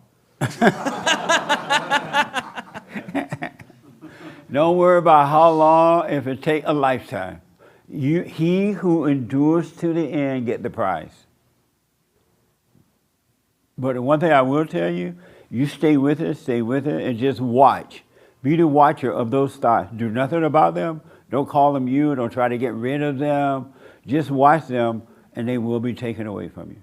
Because they're spirits, and we can't fix ourselves. Only the Spirit of God can defeat the darkness of the mind. He'll take them away. Don't worry about it. Okay, But thank just you. stop calling it you. I appreciate you, Jesse. Thank Yeah. you. Don't call. What's your first name? Ryan? Brian. Ryan. Ryan. Don't call it you, Ryan. You have been identified with those things. Identify with nothing. And So you'll be then, when someone asks me, who are you, how do I answer? Nothing? nobody. They ask me that all the time. I'm like, nobody. Nothing. Because the ego loves to have something to identify with. It feels like it gotta be, I said, I'm this and I'm that, right? You're none of those things. You're not your job, you're not your body, you're not Ryan, it's just a name. And you can communicate consciously and not be affected by the evil spirits. My name is Ryan, but you know that's not who you are. You know what I mean? So I'm only stay learning with it. now. So what now? I'm only learning now that it's not who I am, but yes. Yeah, it's just a name. That's not who you are. And that's where our parents screwed us up. They gave us a name, and then we stuck to that name, and we started to believe that we were our name. And we'll fight over that name. Oh, the Peterson name. Don't you degrade the Peterson name. I'm like, what the? The Bloods will fight over the blood, the name Blood. It's just a name. It has no meaning. Zero meaning. Oh, my name is so important. When you die, what do you want people to say about you? I want them to say Ryan was a good man. Here lies Ryan. He took care of the homeless and the poor. Ryan raised his family. What do you want me to say all that about you for? It was nothing. But it's just all fake. It's all false. And it's coming from here and the world around you. Let it pass. All right? All right. And be free. Amazing. Amazing. Yes, ma'am. And then I'll take the young man behind me. Hello. Hi. Hi. And how are you doing? I'm doing well. What have you realized or learned about self that you didn't know before? I'm learning that I rely on other people to tell me who I am. Oh, that's the biblical question. Oh. I was saving it for my friends. It's not her last day, but she's moving. Why do you need anyone else's approval? Yeah, I was just thinking that I feel like it's a form of manipulation that I do. Like, I want other people to affirm what I think about myself. And so if I want other people to say that I'm nice or I'm kind, I manipulate and I try to act nice and friendly. And then they'll say, oh, you're so nice and friendly. And I'm like, okay, yes, you did it. So I'm realizing I'm not really living. I'm just living for other people's approval. And the thoughts told me not to come today. Like, don't go, don't go. And I was thinking, I'm just going to go. We'll see what happens. So. There you go. Stop listening to those thoughts. Yeah. This is the best place in the world to be, and the thoughts don't want you here because this is where the truth is. You're not going to hear this kind of truth anywhere else. Yeah. And the thought don't want you to hear that. Yeah, and I was bummed out that there was no women's forum this month. I know, especially as I found out my friend is moving. I'm like, what the? But we'll do it next month. Okay, cool. I'll be there. Right on. Amazing. Yes, sir. Did I see your hair? Yeah. Okay. Yeah, I think just to Ryan's point, is Ryan or? Okay, yeah. Yeah. I was having a conversation the other day about Jesus being the Messiah or the exclusivity of the message from God. I think a lot of religions, even Jewish or Muslim, etc., they say that the message is from God and maybe went through Muhammad, maybe went through the different prophets. How do we basically say exclusivity of Jesus? He is the only way. Like, how do we talk about that without being like, not knowing the 100% truth? Not knowing that it's true or not, whether it's true or not. I think we think it's true, but we don't know 100% true that he is the only way. But if you don't know 100% true, then you shouldn't talk about it.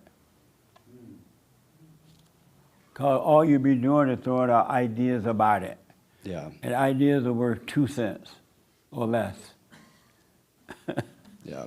No, I mean. Really, if you don't know, it's better to say, I don't know for sure. I don't know. Yeah. But the devil wants you to throw out ideas and then other people pick up those ideas. You got an argument, you're messing, and nobody knows what really the truth is. It's okay to say, I don't know.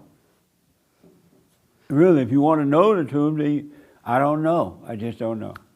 Yeah, interestingly, that's kind of the conclusion I came to. It was like, I think this is the truth, and this is what I have faith to be the truth, but I can't say it's 100% true.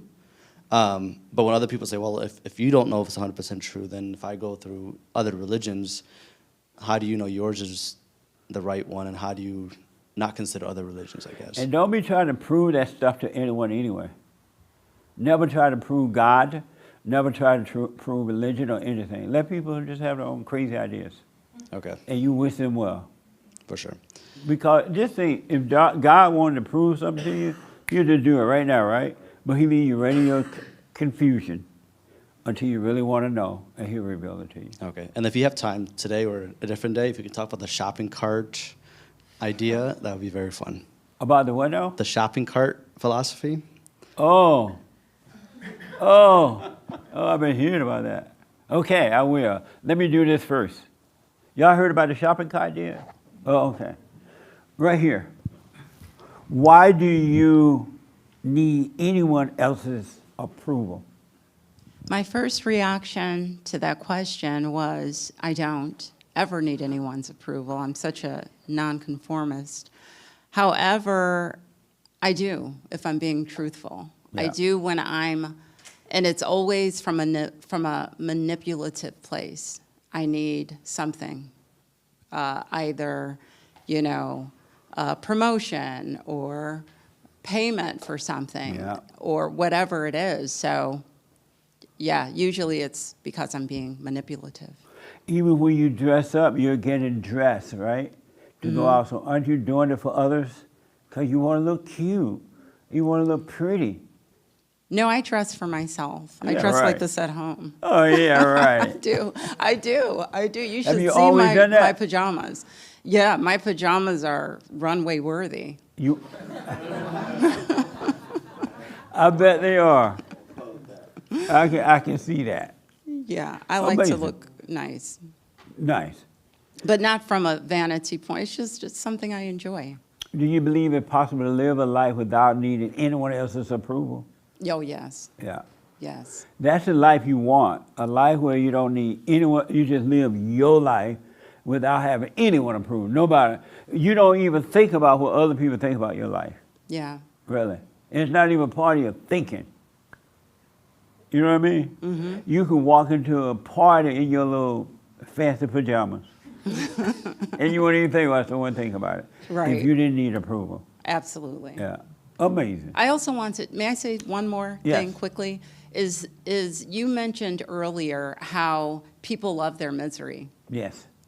And for my life, as I've been doing this and reflecting back on how I've evolved, I'll say, what I've recognized is the enemy did such a great job of deceiving me because I didn't see it as misery. I saw it as, well, I just love to debate. I love politics. I can Right. debate all day Yeah. long about this. But really, now that I'm waking up, I realize that even in those moments decades ago when I would do that, it was all just evil ego thrill. It was all for the thrill. But it took God to somehow point me here Yeah. to learn exactly what it was. So I don't think that, I really sincerely don't believe people know that they are miserable. I don't think, I can't speak for anyone else, but I would not have defined where I was as a miserable place. I enjoyed it very much. They call misery life. Really, Yeah. they do. Yeah. They don't know it's hell. Mm-hmm. They call it love. They call it life. And the worse that they feel, the more they love it. Because they think I'm only human. And it's addicting. They make though. they make up excuses by calling it human life. This is the way humans should be living. You Right. know what I mean? Absolutely. Yeah. to Ryan's point, you're Ryan too, or Paul, to Paul's point, it's addicting. There's an addictive quality to it. However, now that because I used to, when I first started doing this, over 2 years ago now, Right.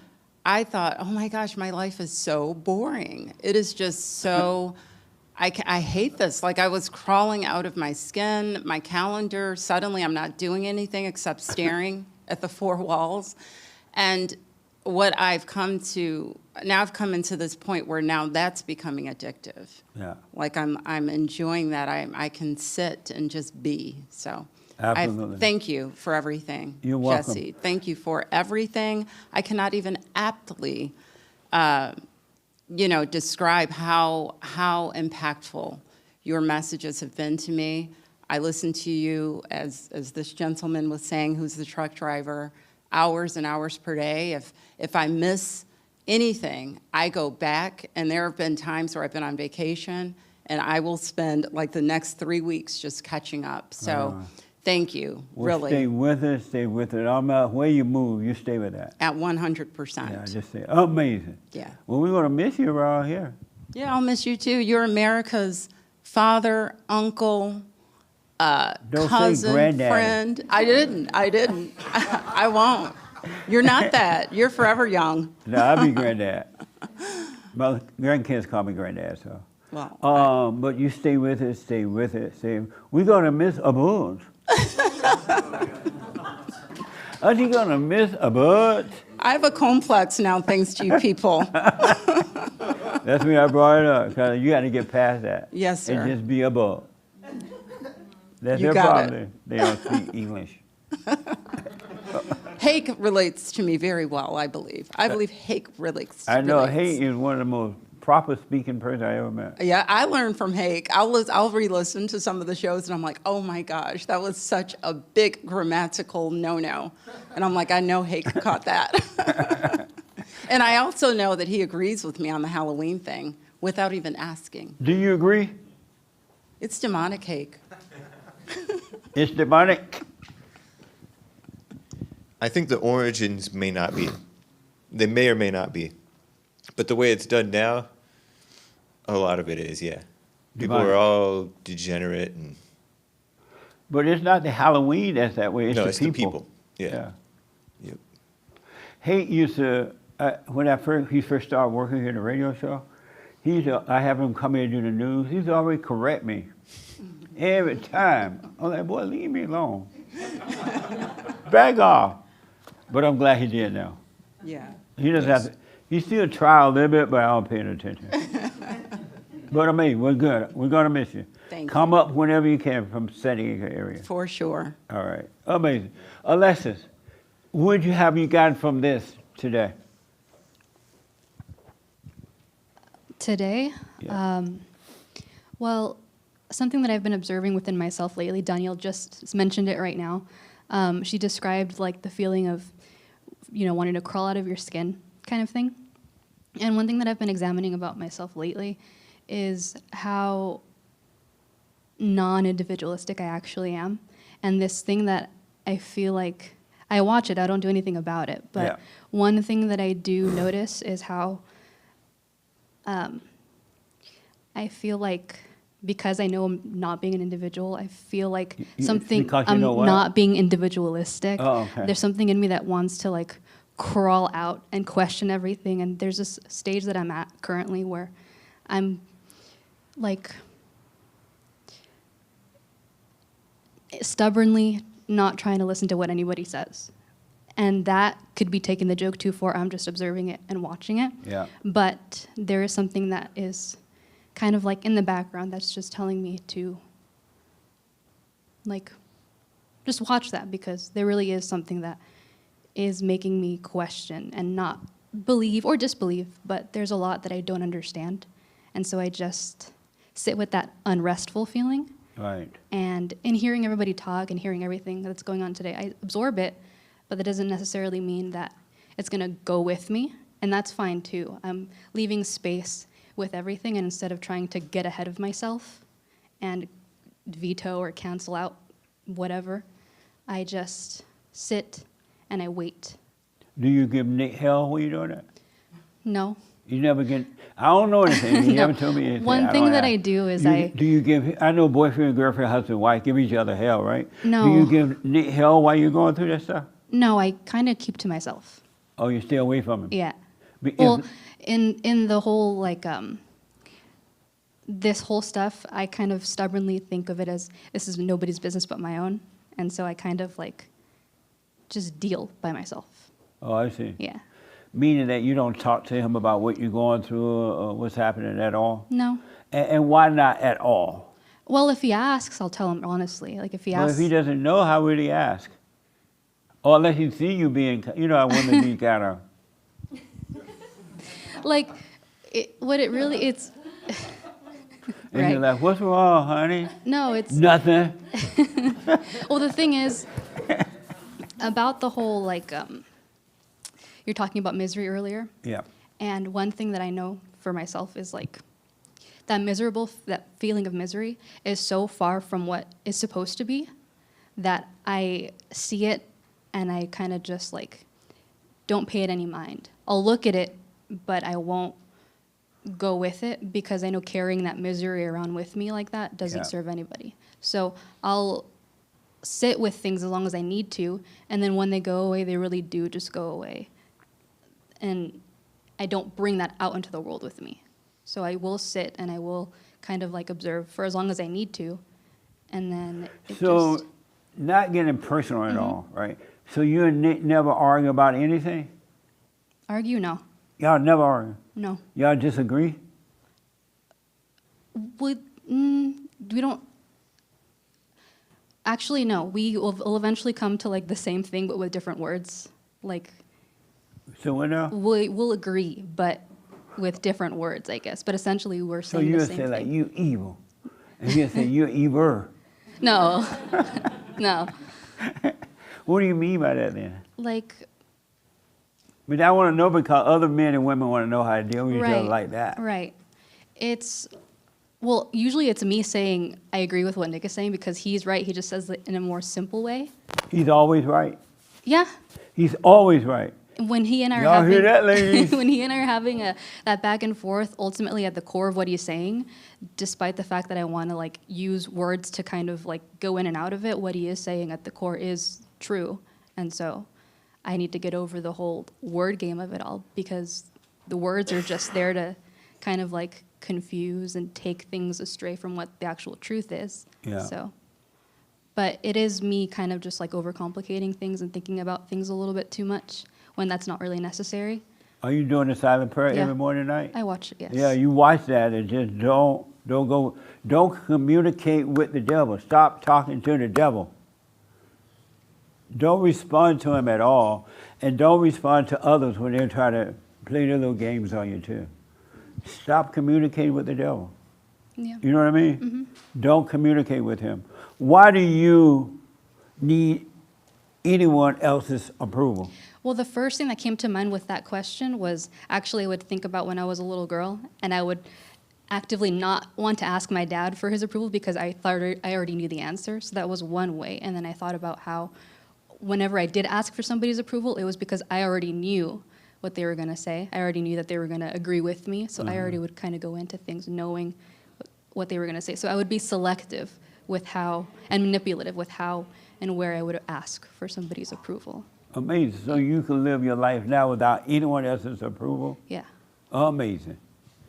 Okay. And so you are right now, what's bothering you right now? What's bothering? Nothing. Nothing. Okay. No. Nice. Right here.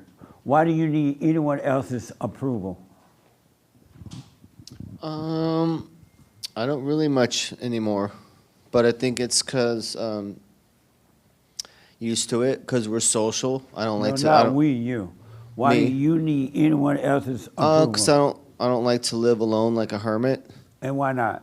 in a cave. So I like to live. I live in a social dynamic with society. So with that, I do want some approval on various things, but I don't live my life seeking approval. If you know me, you know that. But I do still want approval of people, certain people around me.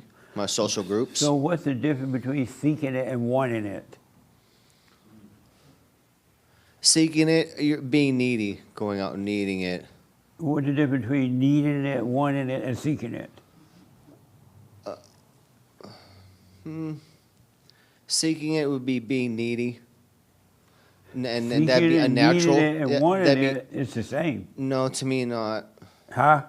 To me not. Wanting it would be natural human emotion. I'm part of my social group or whatever. I want approval from them, friendship from them.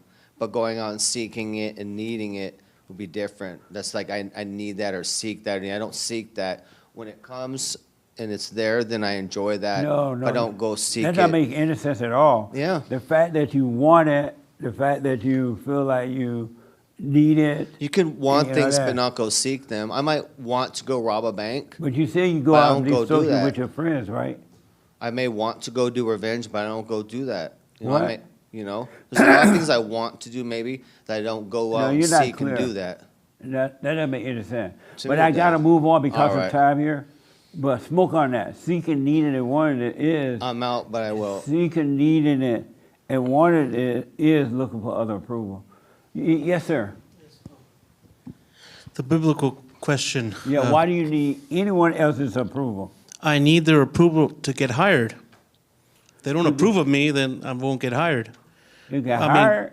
Do you mean You a said get spiritual? hired? Hired, yeah. How you come up with that? Well, I mean, if I go out looking for a job, I need to get approved to get hired, right? If they don't approve of me, unless do you mean like a spiritual sense or a practical sense? Well, I or- wasn't thinking about getting hired, that's for sure. Well, we do need approval. I mean, we need to be approved to get into certain places. We need to get approved to get hired for a job. We need to. What is he saying? I need a woman to help me with this one. I believe he's saying there's a practical place Oh, that's for what he's approval. referring? That's what you're saying? Yeah. But why you say practical approval? Well, that's what I think. Last week I asked it. Do you mean a practical sense or a spiritual sense? I mean, we need Oh. approval to live and function in this world, right? By other people, we need each other to function in this world, right? So we need to be approved by others. Oh, okay. To And so you understand that? we need to get approved for a loan, right, from the bank, right? Especially if you're black. I mean, yeah. So I mean, that's what I mean. I mean, we do need approval Okay, to but function. I didn't mean practical. That. Oh, okay. All right. I mean yeah. spiritual. Okay. Did you want to add to that? No? No. Oh, okay. And then, well, you had another? yes. I don't remember if I asked this before, but as a gentleman in front of me said about addiction and drugs and all that. Right. Jesus said that our body is a temple of God, right? Right.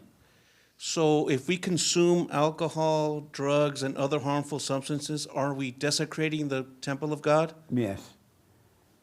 You destroy your body. And that way God can't live in the body because the body dies. Mhm. You've destroyed it. So it is desecrating. That's what the anger temple. does too. Yeah. Yeah, Anger all the negative stuff. Yeah, Yeah, anger destroys the body. It really does. Mm-hmm. Why do you need someone else's approval, anyone else's approval?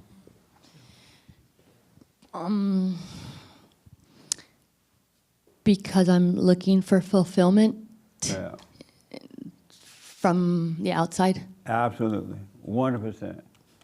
Everything you want is inside of you. Why do you, in the blue shirt, why do you need other people's approval? Anyone else's approval? Well, you need your boss's approval because Oh, your boss here we go controls again. you. But other people's approval, well, if you're poor, you need other people's approval. The Why? more money you have, the less approval you need of others. Like They're you don't give a crap. No, the more people money with you make. money need more approval than those who are broke. No, there's a saying that the more bread you have, the less crap you eat. What? Right. Right. So I don't it's quite true. understand. Well, it's- People it's- with money eat more crap than anyone.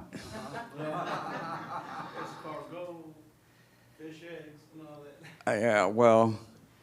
Why do you need other people's approval?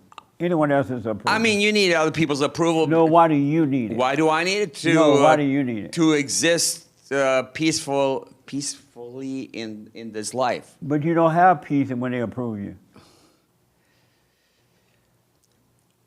If you rock the boat, you get swamped.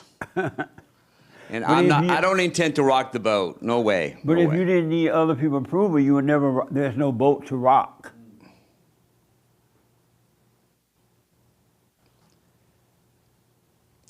Unless you're independently wealthy or you're that 7%. No, that ain't gonna do it either. You're self-employed. That ain't gonna do it either. Oh, goodness.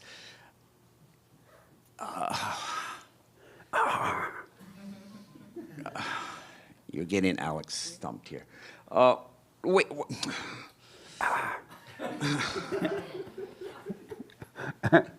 Translate that for me. I'm a little slow right now. Why do you need anyone else's approval? Because otherwise my life would be much more miserable. It can't get any worse. Oh, it can get worse. You could be unemployed, that makes it worse. You could be physically crippled, it could be worse. It could be, you could get your butt kicked by somebody, that could be worse. All the things that has happened to you. Oh, well, yeah, I've had a rough 18, 19 months. It's been amazing. How you doing? I'm doing better.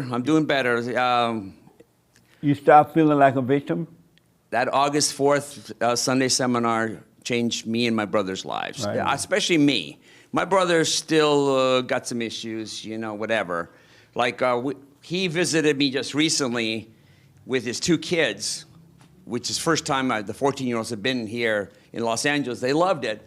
And then my brother was saying something to me in the car, and I went bonkers. He's like, oh, I bet you're playing stock options now. And, and I went ballistic. Well, see, if you didn't need anyone else's approval, that wouldn't bother you at all. You would let it pass. Like the drug driver was saying, somebody honking their horn at you, yelling at you, it doesn't bother him anymore. You're still being bothered, so you need to drop it. Well, I was bothered because he was making a No, judgment there's no reason. regarding it. And I was No, like... that's not the reason you were bothered. You were bothered because you were judging him. You got angry and you judged him. Nobody else is to blame for the way you feel. It's your world, it's with you, it's inside of you. Your brother was not to blame for that. Well, he's constantly judging me. Fine. The more Which he drives me judges- insane. He's 2 years younger, but he drives me insane. Well, I gotta end, but Yeah. stop being angry. He can't drive you insane. It's in you. Your brother has nothing to do with the way you feel or react. It's all on you. It's all inside of you. All of your troubles are inside of you. All right? Okay. All right, so cut it out. Okay. So ask me the question again about the shopping cart. I think most people have seen it by now, but the whole shopping cart idea is those who think they're good per se. Let's say you go shopping at whatever grocery store, you return the cart back to where it belongs, Right. and then you kind of have a sense of, you know what, because I do that, I'm a good person. Right. Versus the person who just leaves the cart wherever. There's no legal mandate that you need to return the cart back to where you found it or in the proper place.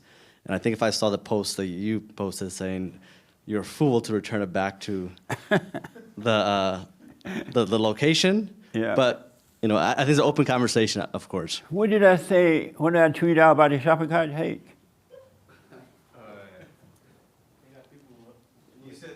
Oh, hold on a minute. I think it was very much like you got to be a fool to return. They pay people to return the shopping cart, so why are you returning the shopping cart? What did I say? You said, I never return the shopping cart. The employees are paid for that, and they're laughing at you when you do it, white people. So it's a big deal on Twitter now about the shopping cart thing. I used to work for a supermarket, I used to belong to the union when I was a part of the supermarket. Shopping cart pickup people make good money. And their job, the reason they have the job, because their job is to go out on the field, pick up the shopping carts, and bring them back. But somehow or another, y'all feel that you're a good person, you're a nice person if you bring the shop back. Oh, bring it back. And then you look at the person that doesn't take it back, you're up there judging them. Look at that person leave that cart over there. It's going to hit someone's car. It's going to do this, right? And so it's like what I was telling you about how they train you to go to a rally and how to act at the rally. You're already protected. They got your back, but the rest of the people don't know it, right? It's the same thing with the shopping cart. You're not a good person because you put a shopping cart back. And you're putting someone else out of business. Now that they know you're going to bring the shopping cart back, they don't have to hire an extra person to get the shopping cart. But I think the thought, because they know that you're going to do it. And in the good old days, people would leave shopping carts all over the parking lot. And we just went out there and got them. And now they made you judge one another. Because who think they're better because they take the shopping cart? See? No, that doesn't make you good. That makes you blind. Just one quick thing. I think that again, this is the thing I'm wrestling with a little bit, but it's the core element here is, are you able to be self-governed enough just to return the shopping cart to where it belongs without being told or being paid? That's a good point. To do it? If you were self-governed, no one would have to tell you what to do with the cart. You would do what you see to do with it. It'll be the right thing. Because there would be no right or wrong, but you're self-governor. You don't need to be fighting each other because one takes the cart back and the other one doesn't. They set you up again and you don't know it. You know you set up because you think you're better, you took the cart back. And I'm bad because I don't take it back. So let me ask, who takes the cart back? Let me see the hand. Amazing. Okay, let me ask the young lady, way in the back, and I got to end this.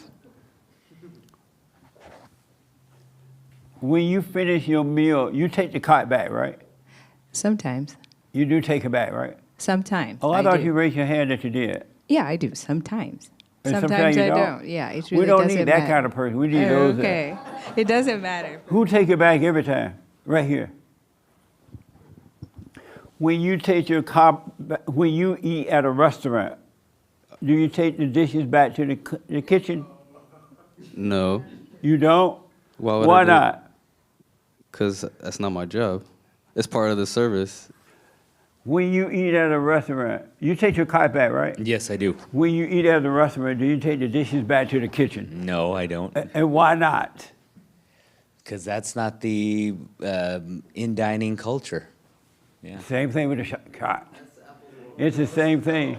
And I guarantee you, but listen, I guarantee you that if somebody went out and said, oh, you're rude for not putting your dishes back in the kitchen, you'll start doing it.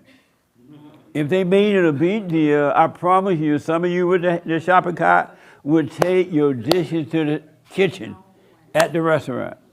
I promise you would. Yes. I'm out of my skin. I'm coming out of my skin. I vehemently disagree with this in every way possible. Okay, let me explain the Which part difference. you disagree with? I will explain. It's going to be so simple. Okay. Even a child would understand. Okay, this is why you take your shopping cart back. In LA, we love our vehicles. I had a big ding on my vehicle because I watched the shopping cart collide into it. Right. The car was ultimately totaled, so, what does that mean? But in any event, You had to throw that in there. I did. I did not appreciate it. And let me remind you, back when I was growing up, they had shopping cart people. That's all they did. Right. Now times have changed. The same person who bags your groceries, cashiers you out of the store, sweeps the floor, cleans the restrooms. Those people all share all of those responsibilities. Right. So there's that. And in terms of the restaurant item, they're busboys for that. That is a paid And position. there are shopping cart boys for that, No, too. no, they're not. They no longer divide Oh, they it don't up have like to that. because they'll train y'all to do it. Jesse, I no. rest my case. I rest my case They're because training y'all to do it. your case has been So squashed. you put other men out of work because you've been trained to put the cart back. No, they're overworking these employees. They're no longer Believe me, shopping they're not. cart people. They don't have to because Jesse. y'all doing it for them. And I remember a day when I was 18 and I worked in a supermarket. Shopping cart was all over the place. People just go out there and put their groceries in the car, and leave the shopping cart. Nobody would, and I'm sure some cars were getting dinged up there, right? But what they would do, they would hire more guys to go out there and get the carts. And now they don't, right? They don't because they don't have to. You are well trained. You're doing, and now union people making more money because you're doing the job for them. Watch how. I want y'all smart, intellectual people to tell the people they need to put their dishes back in the kitchen after the restaurant meal. Watch and see some people do it and just say, you know what, you are selfish. You don't put the dishes back. You at least drop them all right at the window. You start taking your dishes back. And then those people that won't take the dishes back, you start calling them names. You roll your eyes. I promise you, you're well trained and don't know it. Really, you've been trained. That's why they don't have enough help, because the people are doing it for, you pay all that money for the food, you wait in line, you pick the food out, you wait in line, you put it in the car, you take it to the car, and now you have to take the cart back. And that makes sense. Now, there's nothing wrong with doing it if you just want to do it without being trained to do it. I'm not saying that. But you've been trained and don't know it. And now we got a generation of people saying, no, you gotta take that cart back. Don't ding up my car. They've been dinging up cars forever. Yes, ma'am. And you say? No, I didn't say nothing. I'm sorry? What was the question? Are you wrong for not taking the shopping cart back?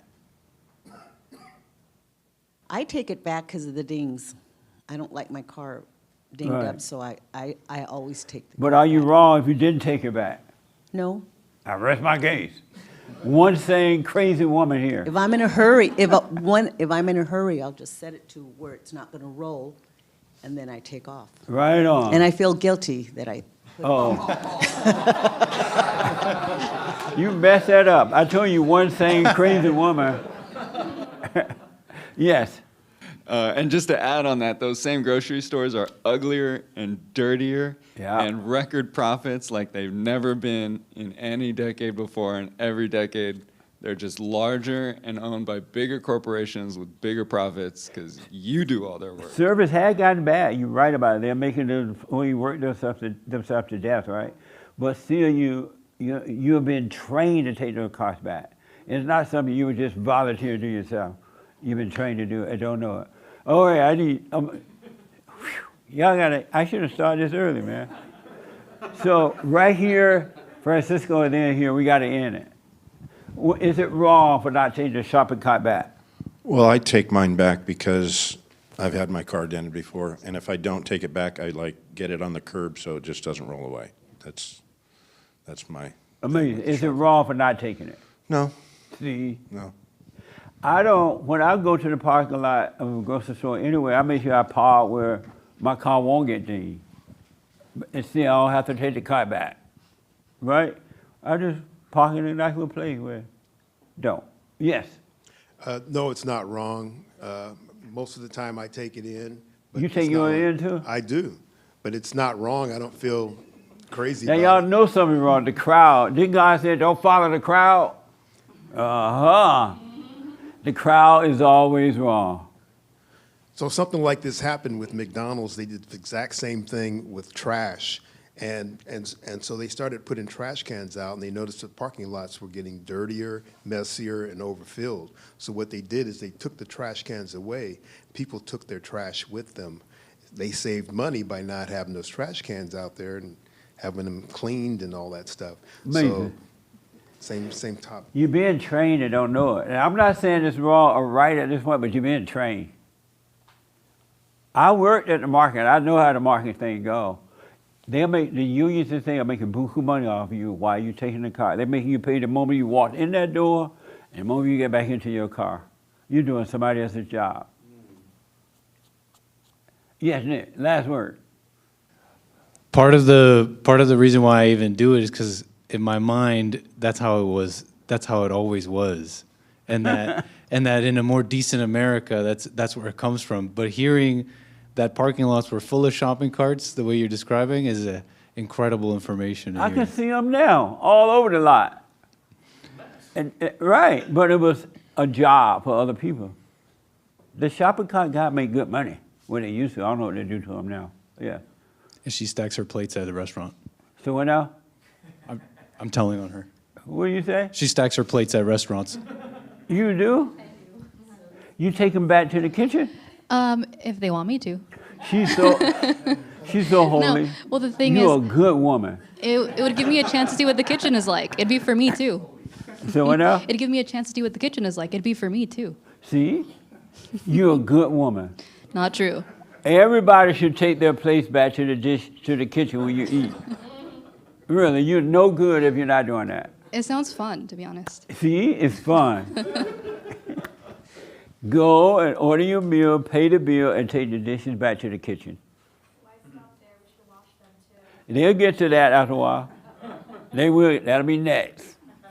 I got to end. I'm so sorry I got to end. Brand new biblical question. Brand new. What's the brand new one? This is so good. Listen up. Why don't you presume others innocent unless proven guilty? Everybody in the whole wide world assume you're guilty before they assume you're innocent. Right. Why? Why do you do that? It wasn't always that way. You'll hear a rumor about somebody, your mother, your wife, your brother, your sister. You assume they're guilty right away. You never say, you know what? Let me wait and see. It ain't your business anyway. But why just wait? You already assume they're guilty. And I want to know why. Why? That's the biblical question. Isn't that an amazing question? And these questions are for you to encourage you to watch you. Know thyself. There's so much that you don't know about yourself that is not even funny. Most people don't know that they're evil. You tell people you're evil, they think you're hurting their feelings. Like you're an evil person. All men and women are evil until they are born again of the Father. They're evil until they're born again of God. That's why you must be born again. You must be born again. Then you be of good, which is God, then you do good by yourself and toward others. But all human beings are evil. Isn't that amazing? That's what you got to confess. You got to confess you're evil. And then you'll be born again. Because you admitted that you're wrong. You admitted that you're wrong. Joel, what you want to say about that? I can't wait to hear this. No, it was about the grocery thing, but we're past it. What about it? Oh, well, at the end of the day, every time I did not take the grocery cart back, it's lazy. It's lazy, lazy, lazy. That's all it is. So if you're not taking it back, anybody who's not taking it back, at the end of the day, they're just being lazy. Don't lie. That's amazing. They call it, you go in the market, you pick your own food, you wait in line, you pay for it, you drive your thing to the car to put it in. Now you lazy for going back, not going. That's insane. That's absolutely insane. In the good old days, it wasn't like that. Everybody left there, right by their car, they take off. Yeah, James. They didn't have a minimum wage, so there were all kinds of jobs that we don't even think are jobs anymore. Absolutely. A good point. Because I used to be a shopping cart boy. And you made good money going out there getting those carts. You really did. Now they can't even get a job because they'll brainwash y'all to take them back. They take your money inside the store and outside the store, and they tell you, oh, you're so good. And you think you're good. Bye. I'm out of time. Thank you all. Thank you. Amazing.